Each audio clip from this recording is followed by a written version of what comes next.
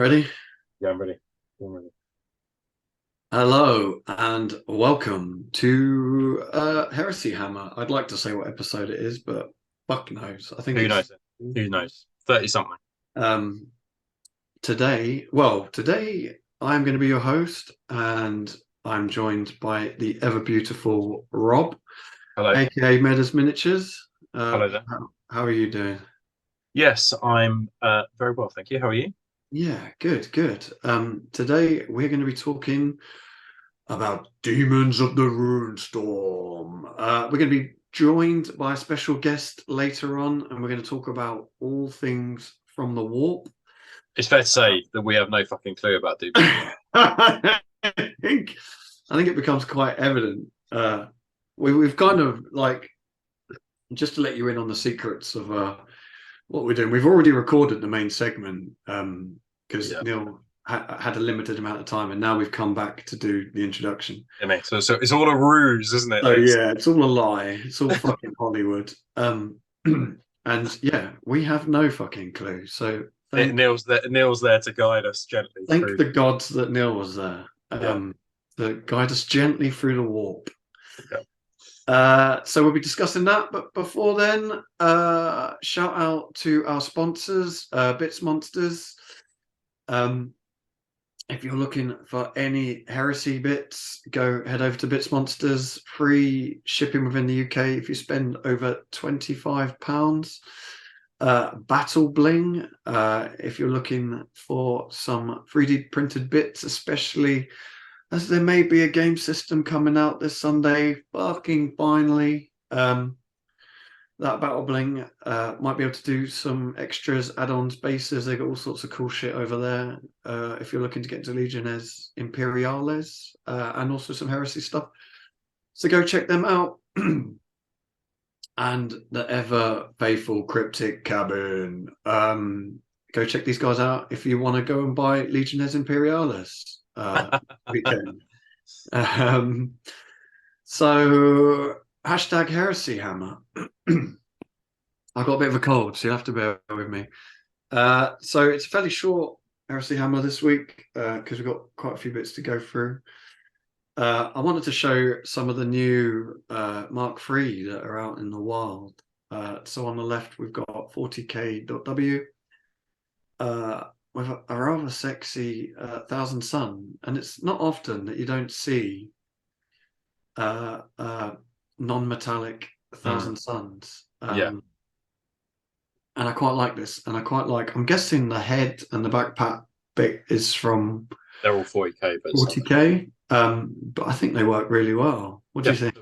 Yeah, yeah, they look pretty decent. It's nice to see somebody who has been sent the box early doing some more interesting things, I think, than just something standard. So I think it's always good when people get sent boxes early that they show off the things that can be done, Yeah, not just necessarily something out of the box, right? So yeah, it's good, inventive. I like it.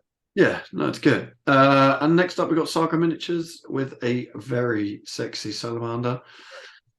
Um, and again, he's done a cheeky head swap, and Yeah. I think it works really well. All this works really, really well. I don't know if this is a 3D printed bit because it looks slightly smaller than the normal Mark III heads, but Yeah, it could be potentially. Yeah, so something I've noticed with the newer line of models is that they've definitely got much smaller heads than yes, the kind of like the resin equivalent. So it's interesting seeing lots of big-headed models on these slightly slimmer, more svelte bodies. But yeah, amazing green. He's done a really great job. Really striking army as well. And it's no mean feat to do all that trim because I've done it and it's very boring.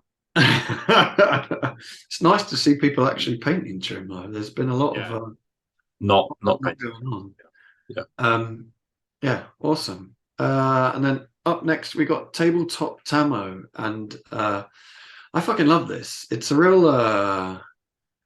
So this is a Ultramarine veteran squad that he's done, but it's a real kind of I don't know how to describe it. Almost arty kind of. Yeah. Uh, I don't want to say rough and ready, but you know what I mean. Like there's Yeah, lots of uh, loads of kind of texture to the armor, isn't there? That's something I would say. Yeah. But I really like it. I think it looks fucking great. And I love Ultramarines. And I love the base as well, because it's often that you see snowy bases done and they just look like someone's standing in the biggest pile of foam ever because it's just gone fucking nuts. But I'm a big fan of this. I really like these. I think it's done a really good job there. Yeah, definitely. Then I had to show Full Circle Hobby, didn't I? Because I think he's put this up on his Instagram page now, but he put this up on a group, a chat group we were on, and as soon as I saw it, I was like, would you just fuck off? It's so good, right? It's so good. Everything he puts his hand to just ends up looking amazing. It looks fucking great. I think that's the Tortuga Bay Mark V body, and it just works really well with that helmet. Looks so fucking brutal. Yeah, savage, isn't it? Yeah, absolutely. Fucking great. Love it. And then up next, Apostate Hobbies with some Dark Mechanicum.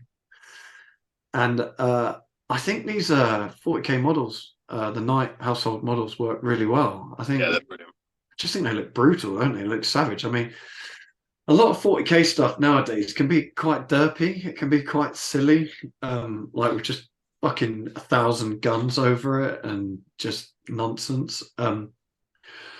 But yeah, I think these look great. I think it works really well for the Heresy, and I think he's done a great job with weathering the absolute shit out of it.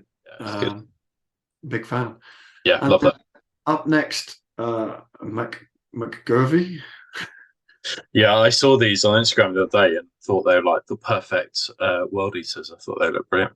Yeah, I think he's done a brilliant job. I love the weathering, sound effects, dust effects. He did a Land Raider as well, I think, off the top of my head. But the classic kind of Land Raider, not the British ones. And yeah, I think he's done a really good job on these. They look fucking great. Yeah, that's right. And I'm still a big fan of blue and white World Eaters. I love red World Eaters, but blue and white, there's something. The best scheme. It's the best Legion scheme. Yeah, it's the fall from grace, isn't it? They look kind of very imperial to then go and fucking. It really reminds me of like proper early Heresy, I think. Like, the first Forge-World models were the World Eaters, Angron and all that. So yeah, it looks absolutely brilliant. Yeah, love it. Love to see it. And I think that is it for That's it, mate. Yeah, that's it. So we have had The End and the Death has been released. Have you listened to it yet, Lee? Or we were talking about this a while ago. Was it yesterday? A couple of days ago? I'll be honest. I've personally gotten a little bit bored of the Siege of Terror books. I think the last one I read was Mortis. Yeah. So I'm fucking a little bit far behind. Yeah. And I'll be honest, it was a struggle to get through Mortis. I don't know. Yeah. It's not my bag. But I'll buy them still because I'm a fucking mug. Have you finished it? Have you listened to it? I think I finished it maybe two days after it came out. Yeah, it was all right. It was. I've got lots of things to say about it, but I think I'll let people read it first and then come back to a proper book review at a later. We should do actually. Yeah, we haven't done any book reviews, have we? No, but I mean, the Siege of Terror. I've got a lot to say about the whole Siege of Terror series. But I thought it was. I thought it was all right. Some interesting revelations towards the end of the book, and a little bit different from how we structured previous books. Chapters are much shorter. I felt in this one felt more like a Dan Brown novel than a Dan Abnett novel. But some interesting themes and some not so interesting themes as well. So, but I'll let everybody make up their own mind, and maybe one day we'll do a book review about it. Cool. And then this guy dropped. Man, I was not expecting this on Heresy Thursday. or Legions Imperialis. I really love this model. I think it's really characterful, and I think it's much needed for White Scars.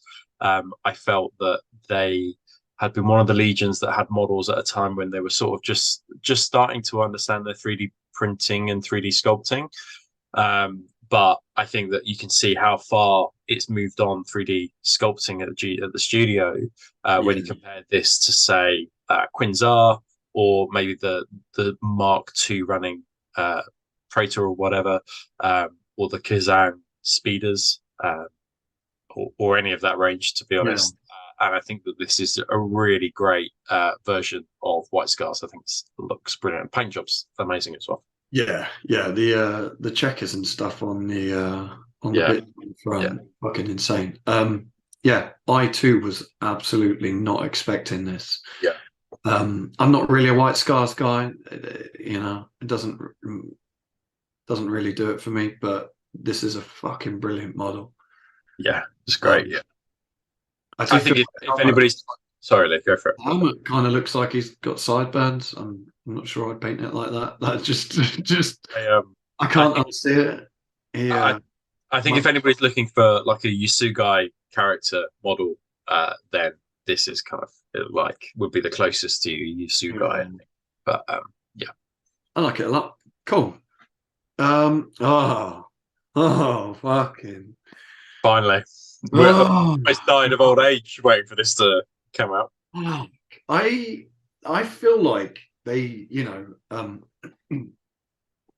wherever you go to learn how to sell stuff, they should do a study into the release of Legions Imperialis. How not to. Just how to absolutely fuck something up so badly. Yeah. I was so hyped for this game. Like 2 months ago, I was ready to sell my kids to buy this shit. And now I'm just like, I might pick it up. I might not. I feel like it would have been better if 2-3 months ago, whenever it was, and they said, "Oh, there's been a delay," they just stopped. They just stopped all the Heresy Thursdays to do with Legions Imperialis, and then when they actually knew it was being released, start building it up again. Start building that hype up again. Because all we've had is months and months of like, here's a drop pod. Yeah. Here's a Dreadnought drop pod. Yeah. Next week, here's a Spartan. The next week, here's a Land Raider, slightly smaller than a Spartan. It's like, fuck me. Could you drag? It was painful. Yeah. I'd rather just say nothing than. I think one of the major problems with showing off things that people have already seen on a bigger scale is that people are just quite used to it. So what would have been better is that they had done a series of like bat reps or articles that are about game mechanics and how it plays, rather than showing off like a drop pod. Because if you've seen one drop pod in 28mm, you've seen a fucking 8mm. And you don't need to see them in 8mm. Like, I think that, I don't think it's the most exciting way to go about marketing it. And I think I was a bit disappointed by the fact that when they showed this picture, it had 4 Kratos in it. And people were like, "Oh, there's Kratos in the main box," and they were like, "Oh no, that's just a mistake." And so you had yet another kind of like marketing issue. Yeah, it's not even on the day of the release. Time to think about it. Like you've had the last 3-4 months to think about literally, and to get it right. Yeah, and there should be no excuses. So I think it's a bit disappointing. I think that this will just come down entirely to how well the game plays and is it a good game now. Yeah. I think that if it's a good game, people will buy into it.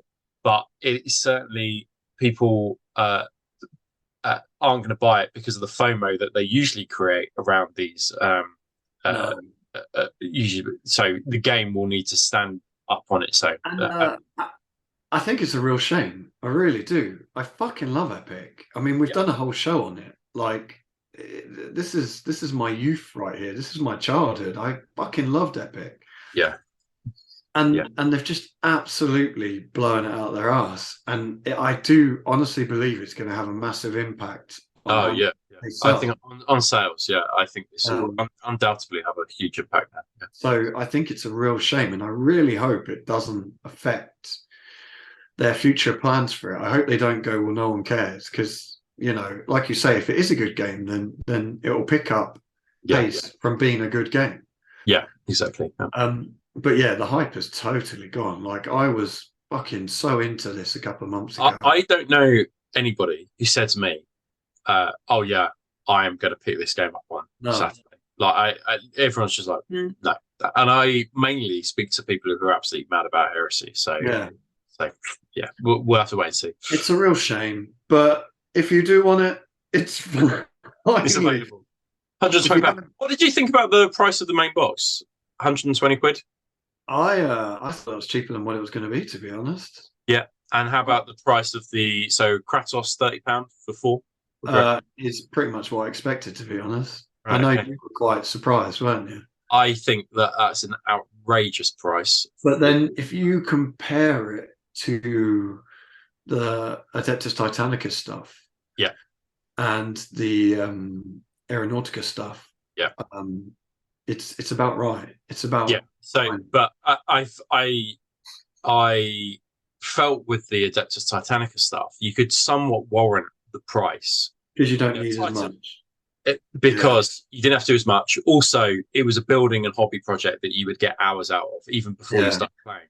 Aeronautica I never got into because I thought the prices were silly. For a tiny little plane for like 30, 40 quid, like jog on. Like that, like when I see prices, I often think about the value that I'll get out of it, the hours of hobby that I'll spend and then playing with it. But I feel like 4 Kratos for £30 is that they should have just done it for 20, and everything needs to be reduced by 10. The main box, I think 120 is fine. I think that's perfectly reasonable. But I think that where you want to kind of diversify your army apart from the main box, I think that's where also people will struggle to just before Christmas.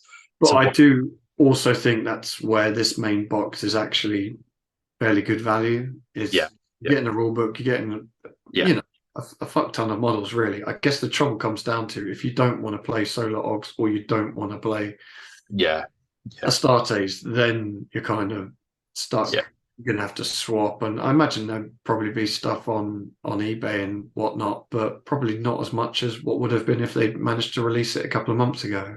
Yeah, exactly right. Yeah. It's interesting. I just think it's a shame. I think it's a real shame. I was so fucking hyped for this game. And I probably will pick it up, but the hype has definitely left me. But anyways, that's enough about that. Is there one more thing? One more bit. So this was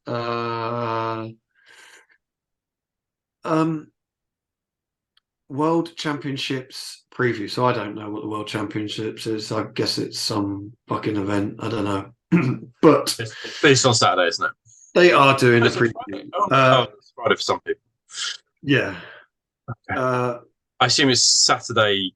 It'll be Saturday morning GMT. for us. Yeah, so I'm guessing Eastern Standard Time, is it? Right. Fuck knows. Who knows? But anyway, it will be over the next 3 a.m. GM Greenwich Mean Time. 3 a.m. Yeah, now, Jesus Christ, it's early in the morning. So I'm guessing the event's in America on the East Coast. Yeah. And we will get it at 3 in the morning. And I'll probably be awake for it because I'll probably have to get up for a piss. And then it'll be up for okay. And then I'll have a look. I have no idea what's coming. People have been talking about. I mean, people have been doing what people do, haven't? Oh my god, it's a whole Solar Auxilia plastic army coming. Oh my god, they're doing fucking this, that, and the other. I doubt it very much, but it would be cool. I wouldn't be surprised if this is predominantly epic. Really? For Horus Heresy? Not for Horus Heresy. Yeah, because they put it all under the same banner, don't they? Yeah, oh, right. Interesting. I don't know. So I am going to say it's going to be Solar. That's what I think it'll be. You're one of these fucking mugs. Yeah, like it's a big reveal. World Championships. I think this will be Solar Auxilia and then a command squad sprue for Legions. So I'm going to say I think it will be the first look at the Plastic Assault Squad. Plastic Assault Squad? Yeah, okay, cool. I don't think it'll be Solar. I think if they show solar, they have done a much better job than they normally do of not leaking all this shit over the internet. Yeah, fair play. I would go, yeah, I'm going Plastic Cell Squad. Okay, cool. We shall see. So we've covered all our bases there, haven't we? One of us is likely to be right at some point. But yeah, so that's something to be aware of. That will be coming this Saturday if you live in the UK. And you're getting up for an old man piss. So now we're going to talk briefly about an event that yourself and John went to, didn't you? Yeah. So well, I'll kind of give you a whistle stop kind of tour, and then you can interject with questions if you want to. Although we have spoken quite a lot about the event. So we went to a Warhammer World team event. It was the Siege of Rylak City, and in your team you needed 4 people. Unfortunately, Lee was working. We would have had a full contingent of Heresy Hammer team plus one other person, but Lee was working. So it's myself and John, and then we had James, good friend James, and then Paul, who was one of the OG Heresy Hammer kind of guys before Lee and I bullied him out of the. So he came along, and Heresy Hammer paid for James's and Paul's tickets actually. So you guys have helped fund. You guys helped fund this through the Patreon and those sorts of things. So they kind of subbed in for you, Lee. And so we didn't really know how missions would work. We just knew that we were working as a team. Now, we got an email prior to the event that basically said the tables are going to be really densely populated with terrain. Please consider this when building your army and building your list, and also we really highly recommend not bringing like Lords of War like Volscians and massive tanks and Titans, etc., etc. Interesting. So you got your warning before, and woe betide anybody who bought those things, because I walked in being like, I mean, they're just going to put on like 2 extra buildings on these very sparsely populated tables, which has been my experience of Warhammer. Man alive, when we got there, the tables, it was like every table was like a city fight table. Like honestly, there was more terrain than there was kind of like spare map. It was ape shit. Like they were so densely populated with terrain that it really helped infantry armies kind of like hide behind things and stuff. Like it was perfect for 4-turn Siege of Cathonia mission. It was brilliant. So the team had clearly pulled out all the stops with getting all that ready. Now, in terms of the team event, the way that it worked was that you would be matched up throughout the weekend, and there were 2 games on Saturday, 2 games on Sunday. You were matched up with another team for every single game. So you weren't playing the same team throughout the weekend. It was like, you were playing a team, then we love Heresy team, and then you were against like Magnus did nothing wrong team. Each team had a team name. And basically the 4 tables that you were fighting on were worth a different number of points. So 40 points for one table, 30, 20, and 10. So basically, you put the weaker of the lists fighting on the 10 table, and the stronger of the lists fighting on the 40 table. Okay, yeah. So you kind of that system allowed you. It almost regulates itself, doesn't it? Yeah. The system allows you to carry weaker members of the team with their weaker. And in not having too much of a detrimental. What you're saying is the system allowed you to carry Paul. Basically, I'm sorry to say every single game, somebody just stuck him on the 10 table. To be fair, if I was there, I'd be getting carried as well. So. But that was a good system. I had not seen that system used before. And partly because Warhammer World is geared for having that many people at an event, I think. And to be honest, like team events, I don't think I've ever been to a team event. They're not in that way. Far between. Yeah, and I fucking love the idea of it. Because they had like that, there were, I would say, there must have been 88, because I think there were 11 teams on each side, so 88 people there. So they had enough 40 plus tables to be able to manage that. And that's the reason why you've not seen it, because not that many events can handle that many tables. Yeah, true. So the system pairings was quite good, and then you just paired off against yourself. And in terms of the missions, basically, the long and short of it was that you went in hoping that you would play a particular mission. You had a card that might say the Heart of Battle. Your opponent had one that said Shatter Strike because they wanted to play that mission. And then you rolled off, and then whoever won the roll off decided the mission. So it was fairly variable. Sometimes I was like, oh, I just want to play your mission, actually. So I'm just going to, we'll just pretend like you won the roll. Yeah. So that was that, and that was the missions. Now the event was very well run. It was the first time I'd been to a Warhammer World event. I've heard, on the whole, fairly critical things of previous Warhammer World events, but I went in with an open mind, and this, I would say, was one of the best events I've ever been to. I thought it was really well run. I thought the narrative was really well done.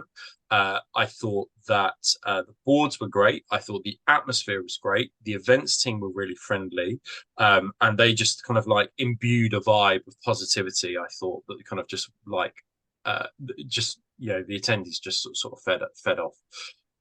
The tickets, I think, when you worked it out, I think the tickets were £240 for a team event. Now, when you kind of like, well, that's £240 ticket, it was £60 per person.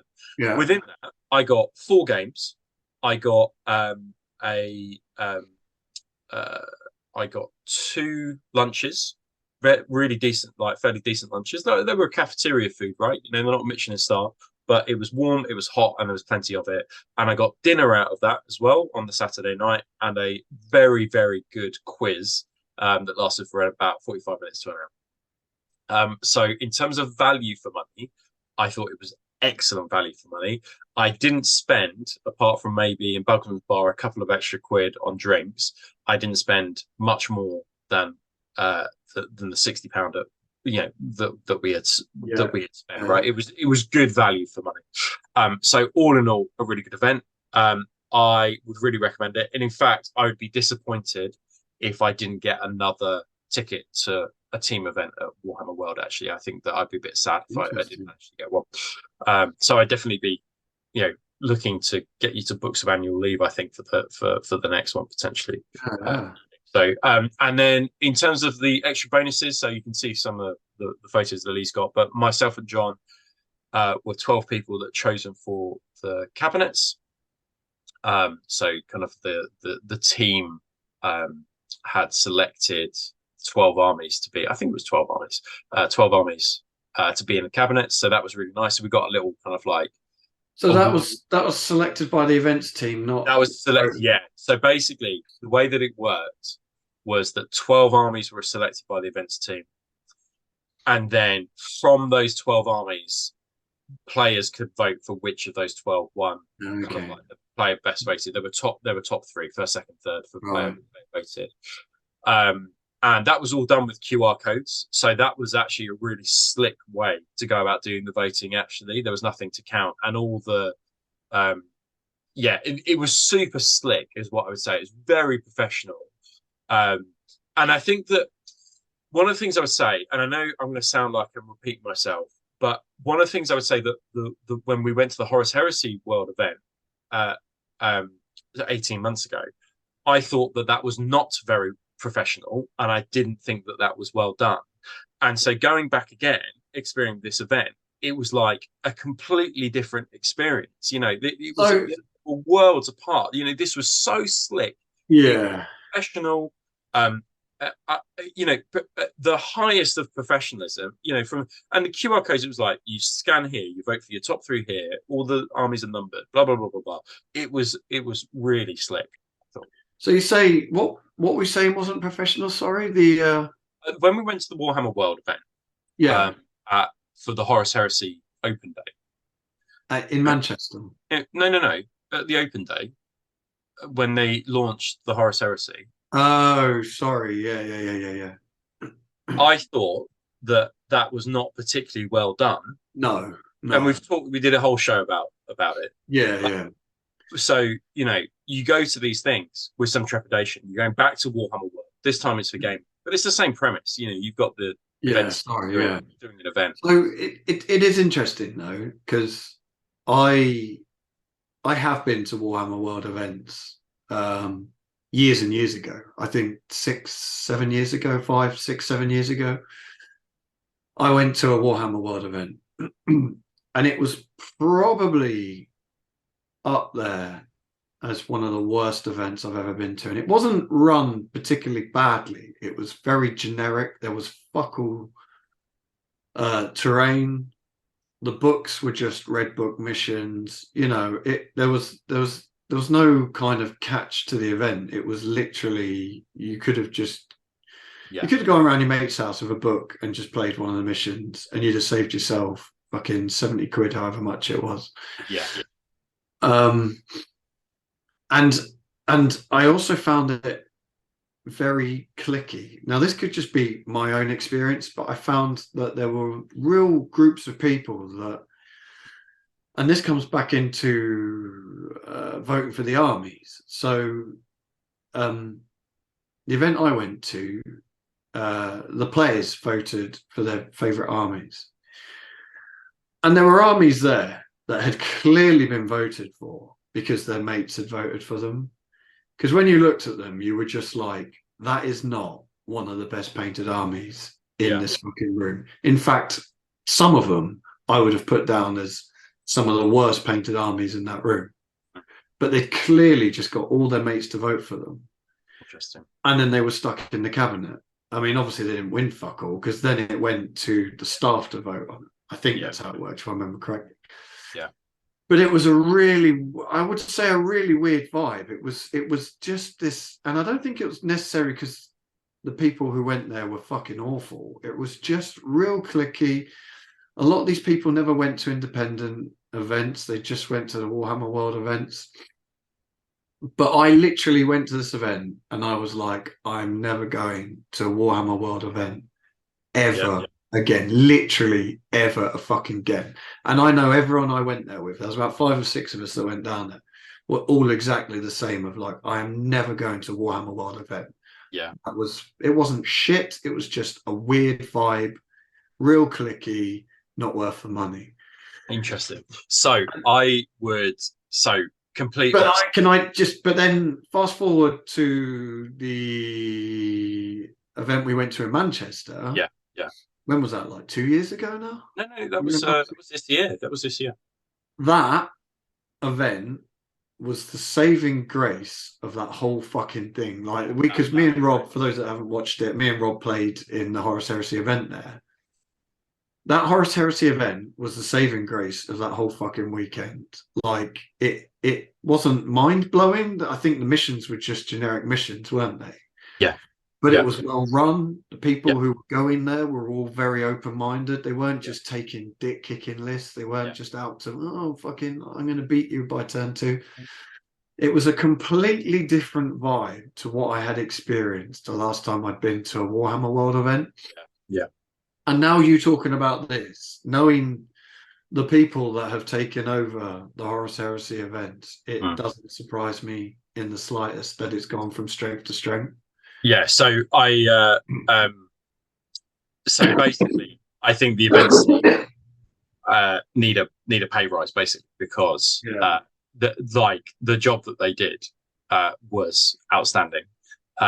You've got Jamie and I think it's Ed as well who did it, and their enthusiasm for Horus Heresy was just it was just great. You could tell that they loved the game, and I think that really showed through just isn't it? This is a sales pitch. This is a big sales pitch for people that are coming, that play the game, that want to keep like I get more fucking hyped from going to events than anything else. I go to an event, I come home, the first thing I want to do is buy more shit that I don't. Or buy shit at the event. Exactly. Like this is the home of GW. This is how it should be. Yeah. But unfortunately, it hasn't always been like that. No, it hasn't. But those guys work their sweaty bollocks off. And if anybody from GWHQ is watching, they need a pay rise, and because they did a terrific job. So just to say a couple of things, just on the way that armies were selected as well. So I had wondered about cabinets actually, and places in the cabinets, and they because I was, you're obviously worried about being at the bottom, because the bottoms are often the ones that might often get ignored. They rolled a dice for it. So it's basically like, right, okay, so you're in this cabinet because you rolled a dice for it. So it was a really fair system, I thought. Yeah, and I thought that was absolutely brilliant, and I wouldn't have thought to do it that way. And I just even those small details, Yeah. I think just were great. We also got free entry to the Warhammer Museum as well, which is like Okay. £7.50 a pop. I went Yeah. around there a couple of times.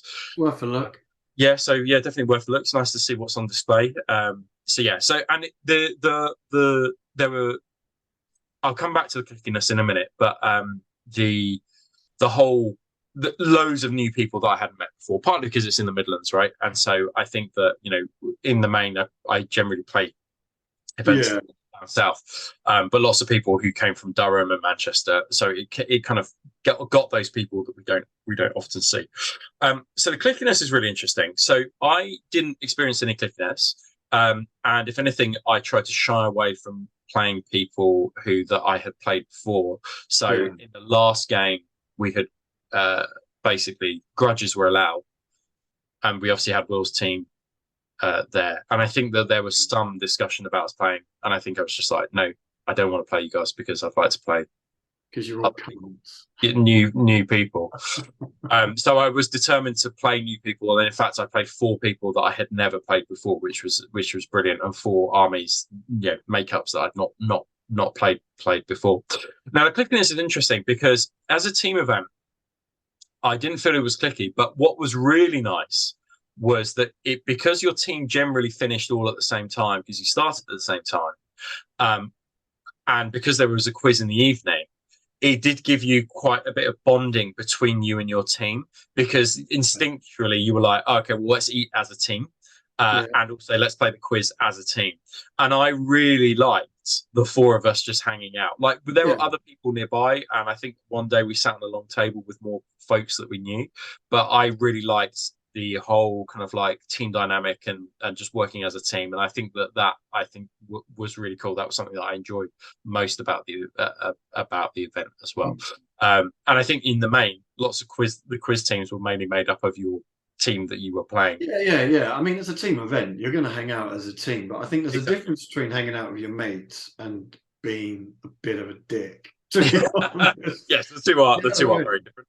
Like, just be open-minded. Like, just play with new people. Like, don't just vote for your mates because they're your mates. Vote for the best painted army. But I like the fact that the staff have taken over from it, so now they just vote for it, and then you can vote for the ones that get picked. Exactly. I think that worked really well. They did have other painting competitions, just to say. So it was the army painting on the second day, but on the first day they had kind of like individual units, and it was like Laws of War vehicles, flyers, and things like that. So not infantry. It was mainly. There's only so many things the cabinets can hold. So I think that realistically, they're just like, well, we can only fit a finite amount in here, right? So we'll just stick to some categories. What was really interesting though, so there were like actual awards up for grabs. So the traitors or the loyalists actually ran. If you were on the winning faction, you walked away with a trophy. So it did make it more high stakes, I thought. Because you were fighting for something like physical, but it was really good awards. They do some cool awards, as you can see on the screen. Really, really good. Yeah. So, and the traitors, believe it or not, just managed to take it. So I think it was 5-5 by the end. 5 of the sectors went to the traitors, 5 went to the loyalists, and then the last one went to the traitors. So it was really tight all the way through. The coins were an interesting dynamic. So basically, the more things you did in game, the more games you won, the more coins you could earn. Coins you could buy in game buffs. You could buy, you could double your points. I was saying you could do the 40, 30, 20, 10. You could say on this game, I'm going to double my points. So I'm going to get 80 points if I win. But also, I think from what John was saying, you could also buy drinks with those coins in Bugman's Bar as well. So you could I'm not going to buy any in game buffs. I'm just going to keep it a cheap weekend and buy drinks at Bugman's. And then there was a player voted award. So for best painted army, I say best painted army, but best army, I guess, which was first, second, third. And then there was some staff awards, which was best loyalist and best traitor. I surprisingly ran away with best traitor army from the staff. That was really, really nice. I wasn't expecting that, so that was really nice. A nice glass trophy. So that was great. So yeah, so all in all for Heresy Hammer, I think it was a really positive. Yeah, it was a great experience. I would say it was probably in my top 3 of events. Um, as I say, the team did an amazing job. And if I didn't get another ticket in the future, I would be heartily disappointed. So make sure you end up trying to go, because it was a fantastic event.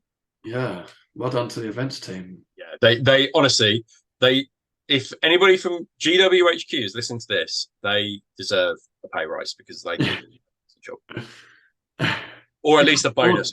They Give them can't a afford a pay rise after all the loss they've made on Legion Imperialis. Don't lay him off. That's what we're saying. Yeah. Don't lay him off. They have to keep their jobs. Yeah, I mean, it's awesome, isn't it? I mean, it is good. It's great. Yeah, it was great. The range of hobby on display was really great, and there were lots of like diversity in lists. There were some tough lists there. I would say like 50% of lists were dick kicking lists, it wasn't. But the great thing about that system, which had never occurred to me to do it this way, is that it's fine that some of those lists were dick kicking, because you just put them on the 30 and 40 tables. Yeah. You put them on the less high stakes ones. Yeah, and so it's such a simple mechanic, but I fucking love it. I think it's an absolutely brilliant idea. And yeah, I think something that could easily be incorporated into events that we run and other people run. Absolutely. I was going to say something else, but I've just completely forgotten. Well, again, like just getting the warning that the tables are overly populated with terrain. Like that's such a minor thing, but stops. If you brought an armored breakthrough list and you couldn't run it because basically none of it could move. You know what I mean? Like, it sounds daft, but that would ruin your weekend of like, they gave you the heads up. And I think that if you did run that list, you got what you deserve, basically, which is that they warned you. But they have warned you, and previous, like, GW's not exactly renowned for its fucking admin, is it? Like, they're not exactly renowned for being good at this sort of thing. So the fact that they've told you, I think, is another tick in the box. Really. So yeah, 10 out of 10. Yeah, they've done a great job. I don't know if it'd be interesting to know, kind of like, whether they've consciously said, you know what, we need to up our event game here, because we're going against people who do events like ourselves and Neil and Attrition Wargaming, who are putting out these what seem to be quite professional and well thought out events, and perhaps we need to do that. But as you say, they're not renowned for their admin, but that if they carry on this way and doing events like this, they certainly will be, and they'll be renowned for their events if they continue. I mean, this is just an educated guess. I would say that no one has said that to them, and that is just the events team who were running this taking it on themselves. Because, like I say, I personally didn't enjoy the previous Warhammer World event I went to, but they would always sell out. They were always sold out. So it's not like they weren't selling the tickets. So I would guess it's probably down to the events team, and if it is, like, hats off to them, because Warhammer World, it's funny because, like, the tables are all squashed together. It's not the best place in the world to play games. I've played games at better venues, maybe smaller, but better. But it's the heart of GW, isn't it? Like, I always get a tingle in my balls when I walk through the doors, because it's just fucking cool. If you play these games and you have for a while, and like the museum, like, you get to see all the old shit that they used to put in the old White Dwarf, and that, it's fucking cool. Like, it's just cool. It's just it's cool to be able to go there, and for them to actually run good events is just chef's kiss, really. Absolutely, and really good value for money. Like, really good value for money. I thought. So that's an event. Cool. Right, shall we take a break? I say before we recorded with Neil. We're secretly actually recording with Neil. And so we'll be joined by Neil. And then when you come back, we're going to be talking all things Daemon.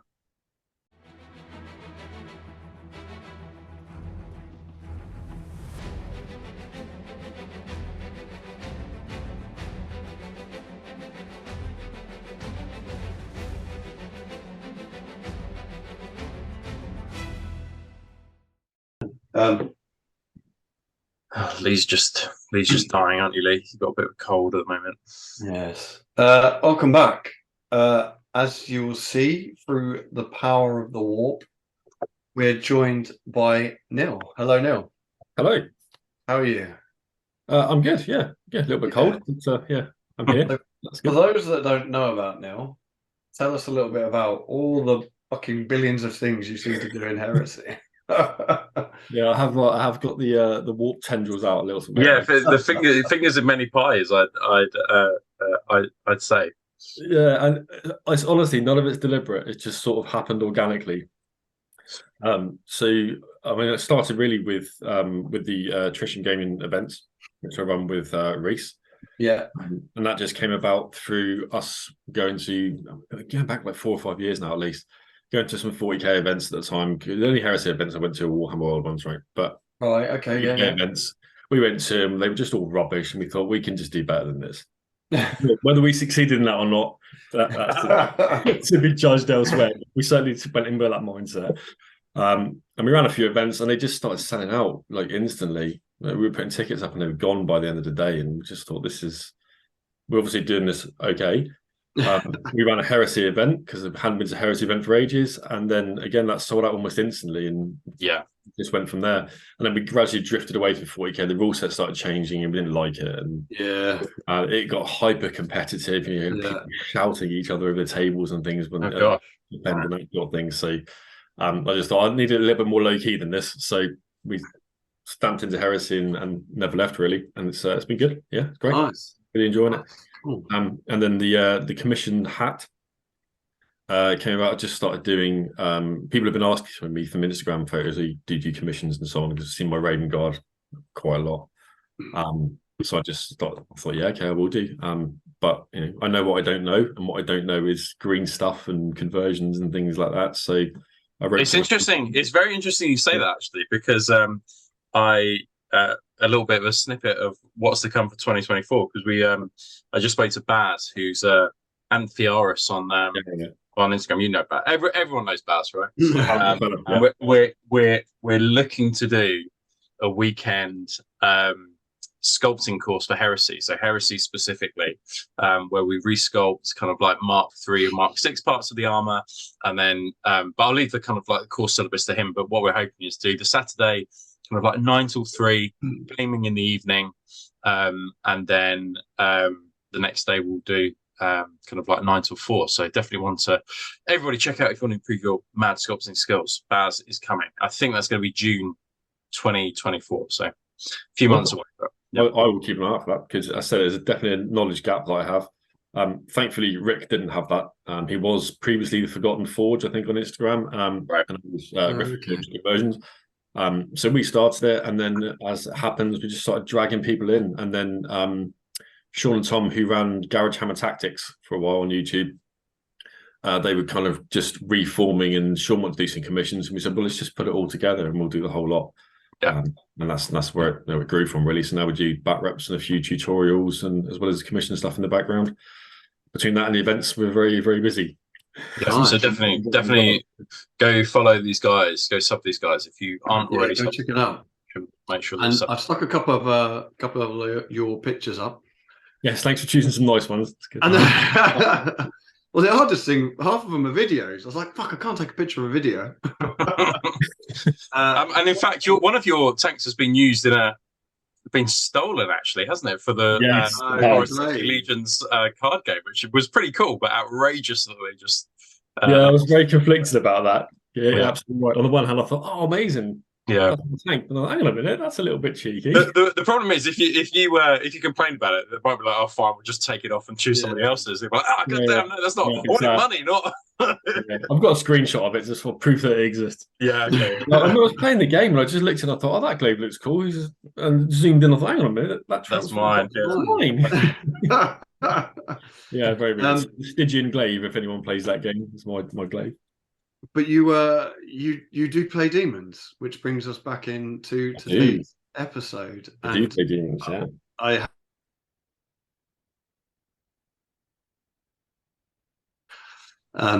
Thank you. This model on the left is What is that? I mean, I'm guessing that's a 3D printed. It is, yeah. I've used a mix of the GW stuff and 3D prints. Yeah. Because I thought a lot of the GW stuff tends to be quite comic book and cartoon in its aesthetic. It does, doesn't it? Yeah. It's And to me, they should be horrifying and scary. I 100% agree. And the thing as well I find is a lot of the models, if you want to run numerous like elites, you just end up with the same models over and over again, the same poses. Yeah. But yeah, I couldn't agree more. Like some of them are pretty good. Some of the Forge Rod ones are pretty good, but a lot of them... I've got the Forge Rod Brutes and I've got the large guys, Kabanda and Samusnak, because I think they're good. It's things like the blue horrors and stuff I kind of shy away to just look a bit peculiar. And there's some fucking awesome 3D printers out there that are banging out some amazing demons. I've used quite this guy. I think he's Lord of the Print. He's called on my. Okay. Yeah, he's done this guy. He's done. You may not have seen it. I'm not sure. Rob's seen it, obviously, because of the event. But there's like a scorpion earwig lady with lots of legs and a spear. Yeah. I've seen it. Yeah. More where her stomach should be, and this sort of thing. You're looking. Yeah. All these prints are great. They should. Chris Gibson said I'm triggering his arachnophobia with some of these things. So, have you played Demons in version 2? I have. Yeah.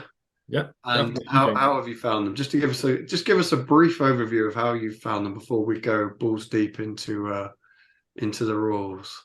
I found them a lot of fun to play. They've definitely got some issues for sure, and they're not as flavoursome as they were in the last edition. Right. Okay. But yeah, they're a lot of fun. They're not a shooting army at all. They're obviously just combat. Which they never were in the first version. Yeah, you can do shooting attacks out of them, but I don't think it's really worth it. Yeah, they're really good, and it's quite fun because I'm sure it's a wear off over time, but generally your opponents don't really know what they do. So you've got even if you explain it to them in the beginning, and I always do, it's still a surprise or they forget, and a horrified one player by giving one of these guys one of the things that gives them flight, just hopping over a rock to attack. Right. You forgot that you could fly and this sort of thing. So that sort of stuff. It's interesting, isn't it? Because I don't like got you moments in games, especially if you're playing kind of Legion versus Legion. But with Demons, I feel like it's quite thematic to not know what demons actually do. Because at this stage of the game, no one really knew what demons did or what they were. So it's kind of exactly, it's fitting with the theme, isn't it? That like, well, this does this. What does it do? It does this, and then you fucking murder things. I don't like tripping people up. I will explain it to them. You kind of remind people, but I think in this case he just forgot. I love that. Good. So yeah, they're good. They're good. I think I need to try a few of the other Dominions because kind of picked one and stuck with it to sort of learn how the army works. Yeah, but there's a few going around in the list. There's a few to try. So my question is, would you build an army around an etheric dominion? So are there some units that you go, oh, that so obviously needs to be for the that particular etheric dominion, or can you just build a fairly generic army and then slot over the top umbrella the etheric dominion and just be like, oh, this will be a good army no matter what dominion that I choose? Is that the feeling, or do you feel like you actually need to build it? I think to answer that fully, I'd probably need to try a few more of them. Right. But my gut feeling is that I think you can probably make them work with anything. Right. Okay. Because the way the list works, I used Encroaching Ruin because I liked the benefits of that, but I think if you apply any of the other ones that I read through to my list, I think they would still be affected. They'd just play differently. Okay. Yeah, okay. I think they'd be absolutely fine. I think it's done in such a way that works well, and that probably speaks to almost the lack of customization now compared to what it was, because you could absolutely tailor it into one properly. This time, it just works across the board, just slightly differently each time. Okay. Cool. Well, let's get into the rules, shall we? So for those that have been living under a rock, obviously Games Workshop released a PDF with the Demons of the Ruinstorm rules. And we've previously had the Bound Demons, but this is obviously an army all on its own. Should we just give a bit of context just to the Bound if nobody's caught up with that video, which is basically if you have a Psyker on the board an esoterist librarian, you from the start of the game essentially summon, or before actually on the deployment stage, you roll a leadership check for each unit that you want to bring in terms of your demon allies, because they have to be within the allies matrix. You roll a leadership check. If you pass the leadership check, which is you rolled that number or under, then they are allowed to be deployed up until the point you fail the leadership check, and then no more are allowed to come in, and then they have to come in as reserves later on in the game as standard reserves. I think there's pros and cons to the Bound Daemons list. It gives you access. It does give you access to Laws of War and interesting HQs like Samus, for example. But I think the con is that it's not as reliable as perhaps just the Unbound Demon list is, because you have to roll for it. We'll come to the next point in a moment, but I just think the two play differently, so it's just something to consider when taking it. You don't get the buff either with the Bound Demons for the first couple of turns. Okay. Or the negative if you're playing a standard. Negative. Yeah. Most games don't go past 4 turns. No. So, so the main reason I included the foreword, I mean, this is just usual GW Gumph, but it's just the designer's notes, and it's just something to think about if you are planning a demon army. So it simply says, given the mercurial nature of the warp and the creatures that dwell within it, no two demon armies are alike. While a range of models from the Citadel Miniatures and Forge World range and 3D printed offer a multitude of options for demon models, you can also combine parts from any number of kits to create your own personalized force. Etheric Dominions allow further tailoring of your force. The sole caveat is to ensure that your opponent is informed before the battle as to what each model represents and any upgrades it might have, so both players are clear. For example, if you're using Pink Horror Miniatures as a Lesser Ruined Storm Demons unit, the immaterial projectiles upgrade, all Pink Horror of Zinch miniatures used in your army must represent Lesser Ruined Storm Daemons with that upgrade. So were you just about to summarize? No, literally. Sorry, mate. I mean, literally, all they're saying is if you're using a certain miniature to represent a certain unit type with that upgrade, then use it across the board of your army. Because the hardest thing for people when they're playing a completely new army that they've never played is they have no idea what everything does, like we've just described briefly. So if you've got the same miniatures representing different things, it then just becomes impossible for people, and that's when people can get a bit salty, isn't it?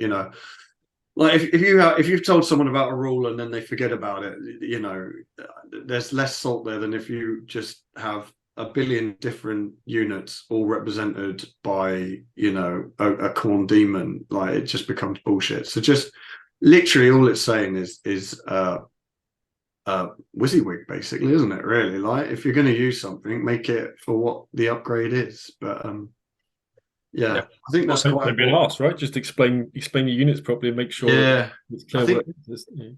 But yeah, I do think that's quite important, because that will stop some of the saltiness. If you just, if you're playing with your mate and it's just you're using models just to represent other things, and that's not as bad if you're just testing. But if you're at an actual event, then use different models to represent different things. Right, so this is the bit that talks about the allies and how you can. And this was a bit that some people got quite salty about with this release. Rob, do you want to read the allied bit? Yeah, so this was, I think, the most surprising part of the entire. So if you're a Legion player, we're like, ooh, I want full range. I want to include in my army the full gamut of demons that are now on offer. No, that's not gonna happen for you. So the problem comes, and I'll go back to the Bound Daemons. The Bound Daemons list, if you have watched the show, is very, very limited. You get like a HQ, a command squad with the HQ, and then you get Brutes, and then Lord of War and Samus. That's basically the Bound list. I don't know quite how we did like a 2-hour show from just that thing. So when this list dropped, people were like, whoa, there's fuck tons of units now that we can put into our army for a Legion player. This kind of like extends it, and basically you fucking can't. So the bound list is very, very slim. This list is slightly fatter, but unfortunately Legion players can't use it. But there is an exception to that, though, isn't there, Lee?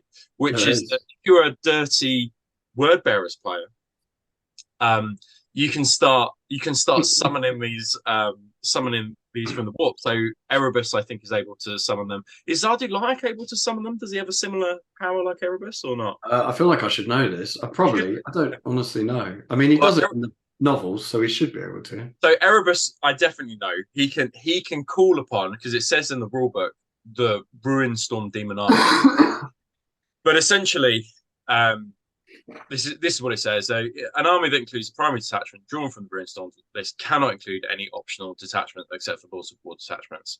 An army that includes a primary detachment that does not use the Ruinstorm Demon Army list cannot include an optional detachment. So basically, if you're a Legion, you can't have an allied demon list. If your primary force is demon, you can't have an allied Space Marine, Mechanicum, blah blah blah blah blah. You are just playing demons unless you are a dirty Word Bearers player. Well, yeah, and also if you take, I can't think what they're called now. Esoterist. Yeah.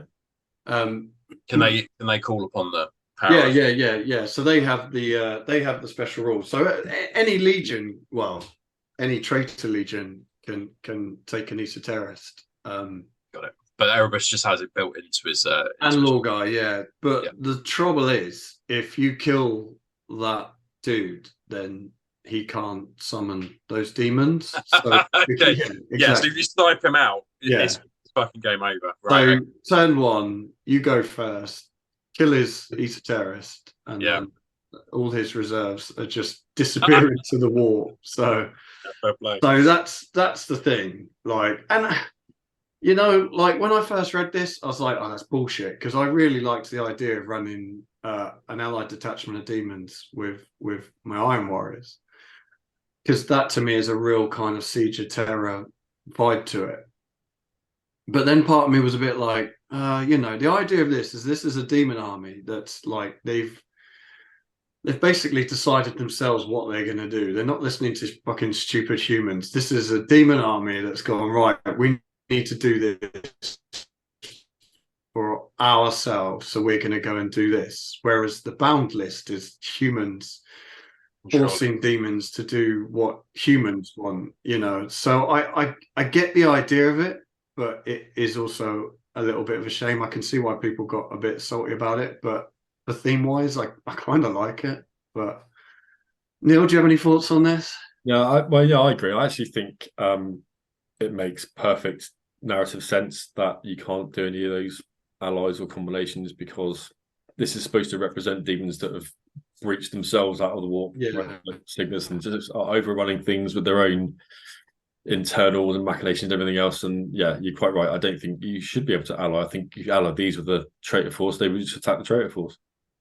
Just attack everything. And then I quite like the fact that legions like the Word Bearers have kind of rules written into their HQs that allows them to do it, because of all the legions, the Word Bearers should be able to do it. Yeah, absolutely. Yeah, you know, they've been making sweet, beautiful love to demons for 30 years before the heresy started. So.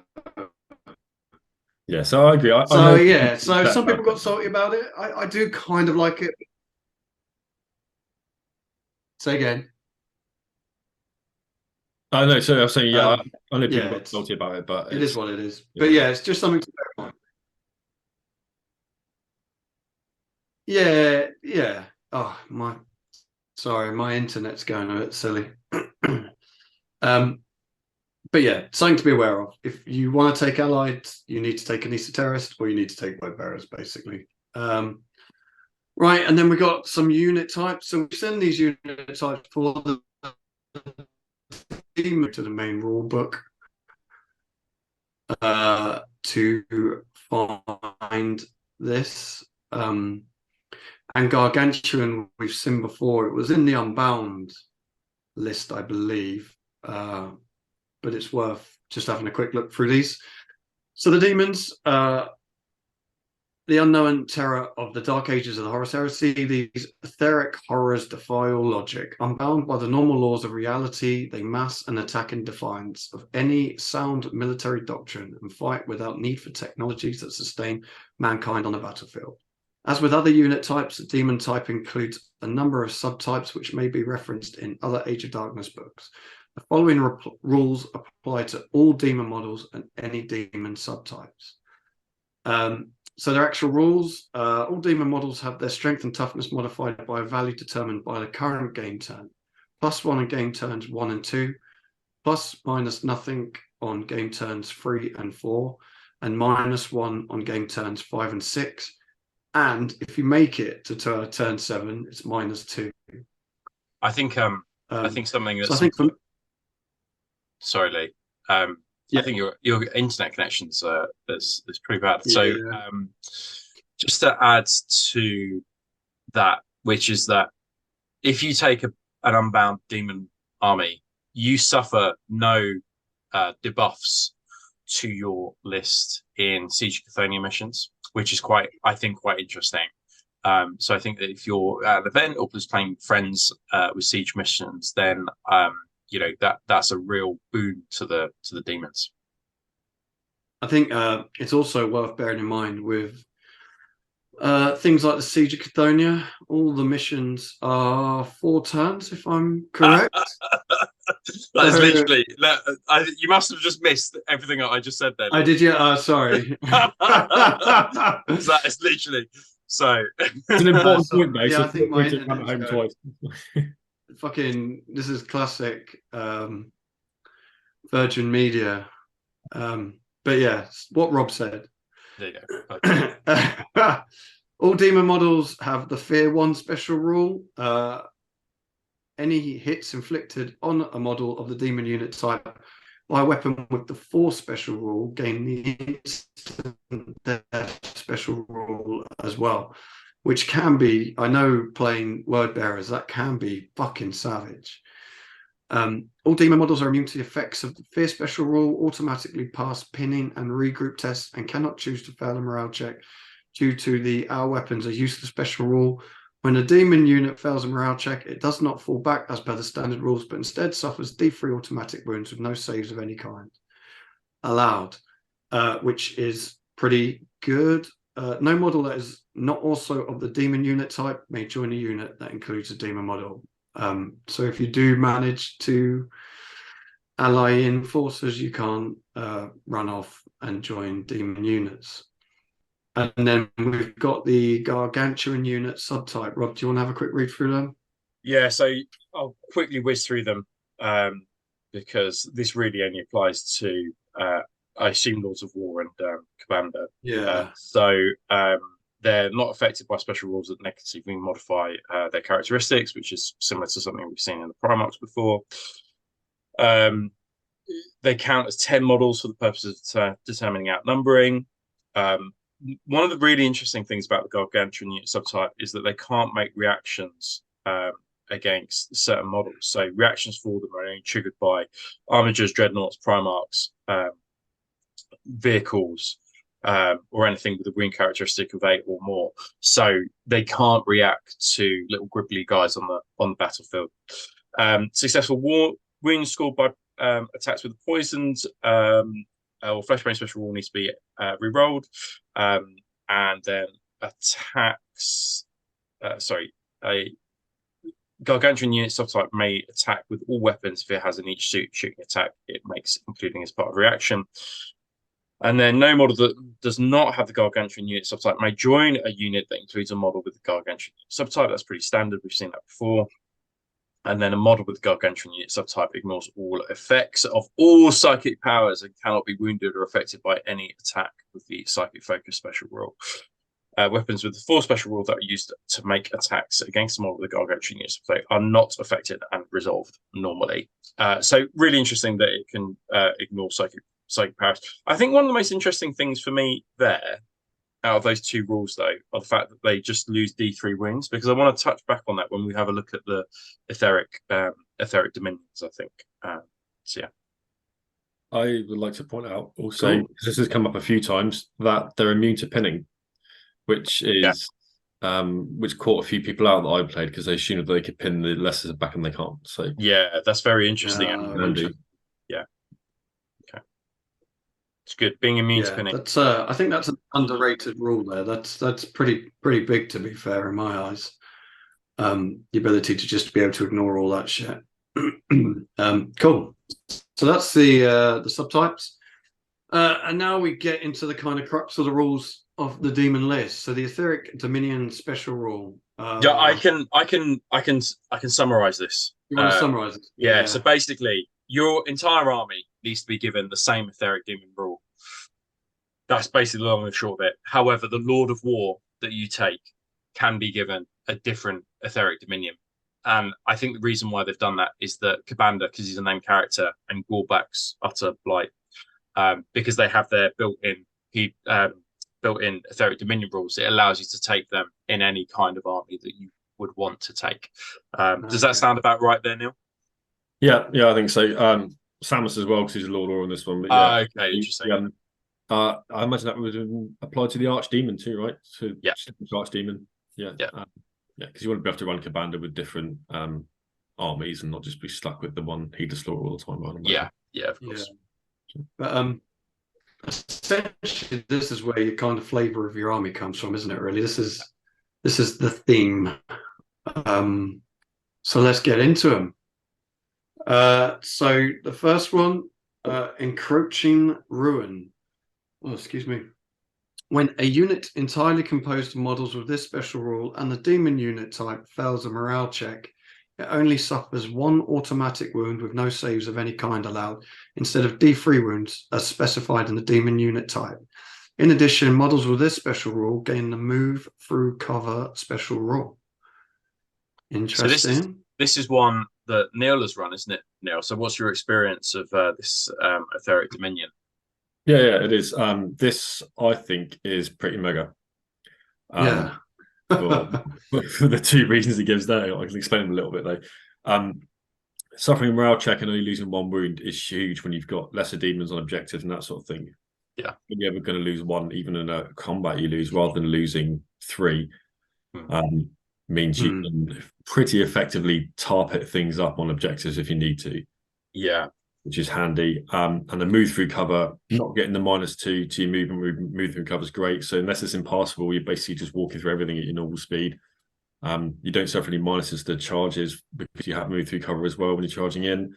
Most of the demons have at least movement 8, so you get +1 to your charge as well. So not having that negative for a combat army also is just massive. And I've found it pretty effective so far. So just to put it in perspective, so something like demon swarms or lesser demons. So lesser demons can go up to 20-man squads. We'll talk about this later.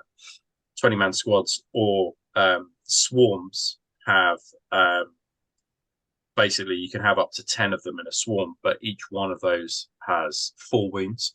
So up to 40 wounds in one unit. And if you're only losing 1 wound, then as you say, Neil, you can really tar pit things quite easily. So I'm thinking, you send a swarm into a Leviathan at the start of the game, and the Leviathan can kill, those things quite easily. But it might be, the Leviathan has like 4 or 3 attacks, doesn't it, when it's not charging? So it's going to miss a couple at some point. You're only losing 1 wound every time you lose. So tar pitting, I think, is perfect for these for the Encroaching Ruin Dominion.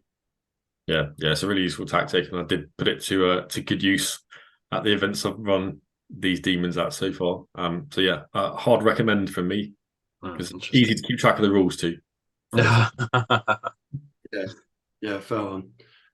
So the next one is Heedless Slaughter. I wonder who that could be. Neil, would you like to do some reading for us? I can if you wish, yeah. So, Heedless Slaughter. A unit composed entirely of models with this special rule must declare a charge, if able, when they begin the assault phase within 8 inches of an enemy unit. If there is more than one eligible target, the controlling player chooses the target of any charges made, so long as that target was within 8 inches. Note that this does not allow models with this special rule to charge a different unit to one they made a shooting attack against in the previous shooting phase. even if they've made shooting attacks against a unit which is further than 8 inches away and there are eligible targets for a charge within 8 inches. Additionally, the unit composed entirely of models with this special rule adds +1 to the value of any charge rolls, +1 to the score used to determine if they win combat in the assault phase. This modifier is cumulative of any other modifiers to combat resolution, and that +1 to the value of any rolls made to determine the result of a sweeping advance. It's a lot of text for very, very easily explainable rules as well, I think. Classic Heresy rules. Yeah, classic Heresy rules. The charge thing, that's pretty much a World Eater-esque kind of, which you'd expect, I guess. Thing you've got to charge something that's within charge distance almost, right?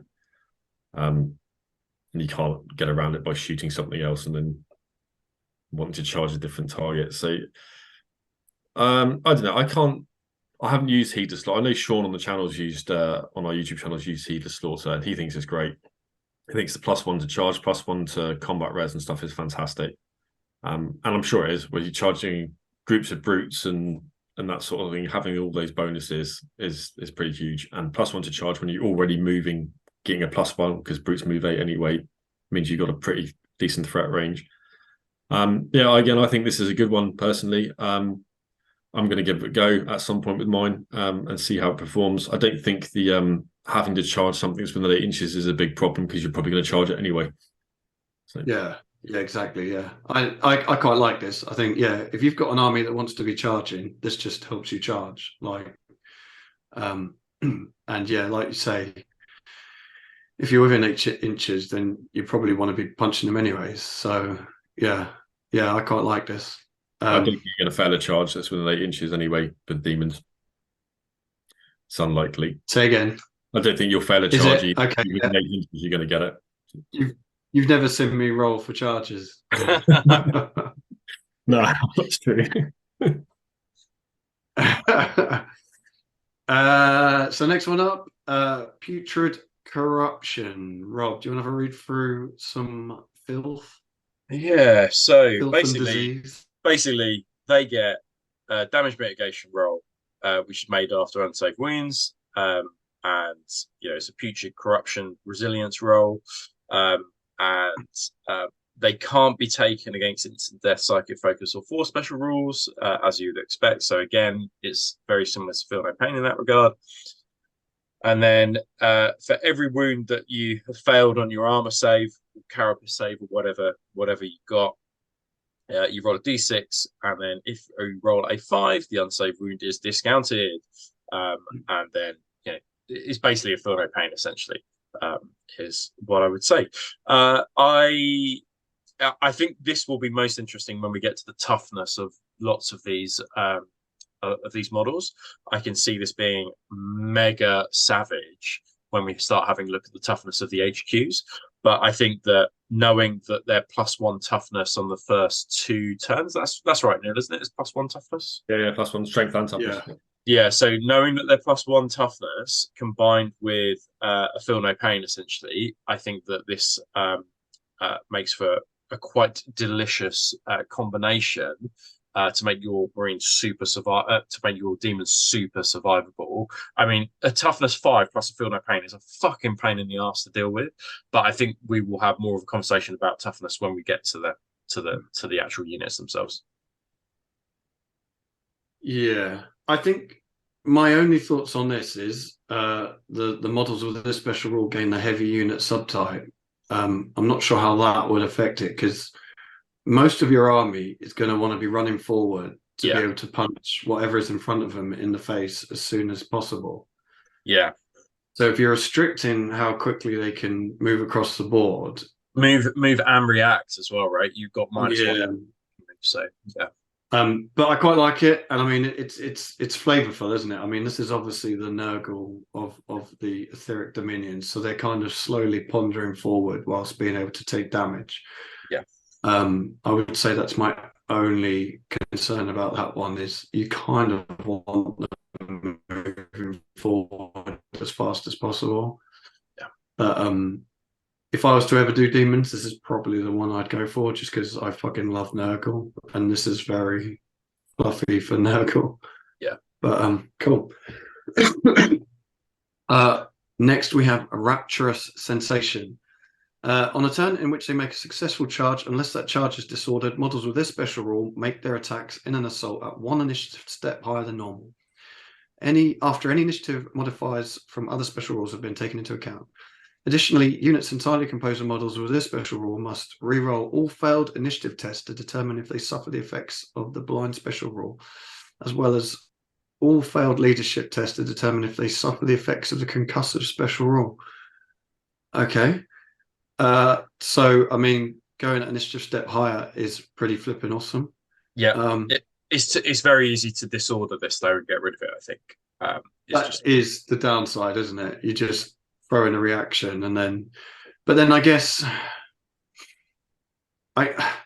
if you want to take this, you really need to be making multiple charges at the same time, don't you? You want to be having 3, 4, 5+ units charging at the same time, so you're only going to be able to disorder 1 or 2, aren't you? Agree. Yeah. Also, and I'm not sure it's charging you as well, I think, because most of these demons have high initiative anyway. So, okay, unless it's a beast or a lesser, it's probably not worth disordering it because they're going to hit you first regardless. Okay. Overwatch, perhaps. Yeah, interesting.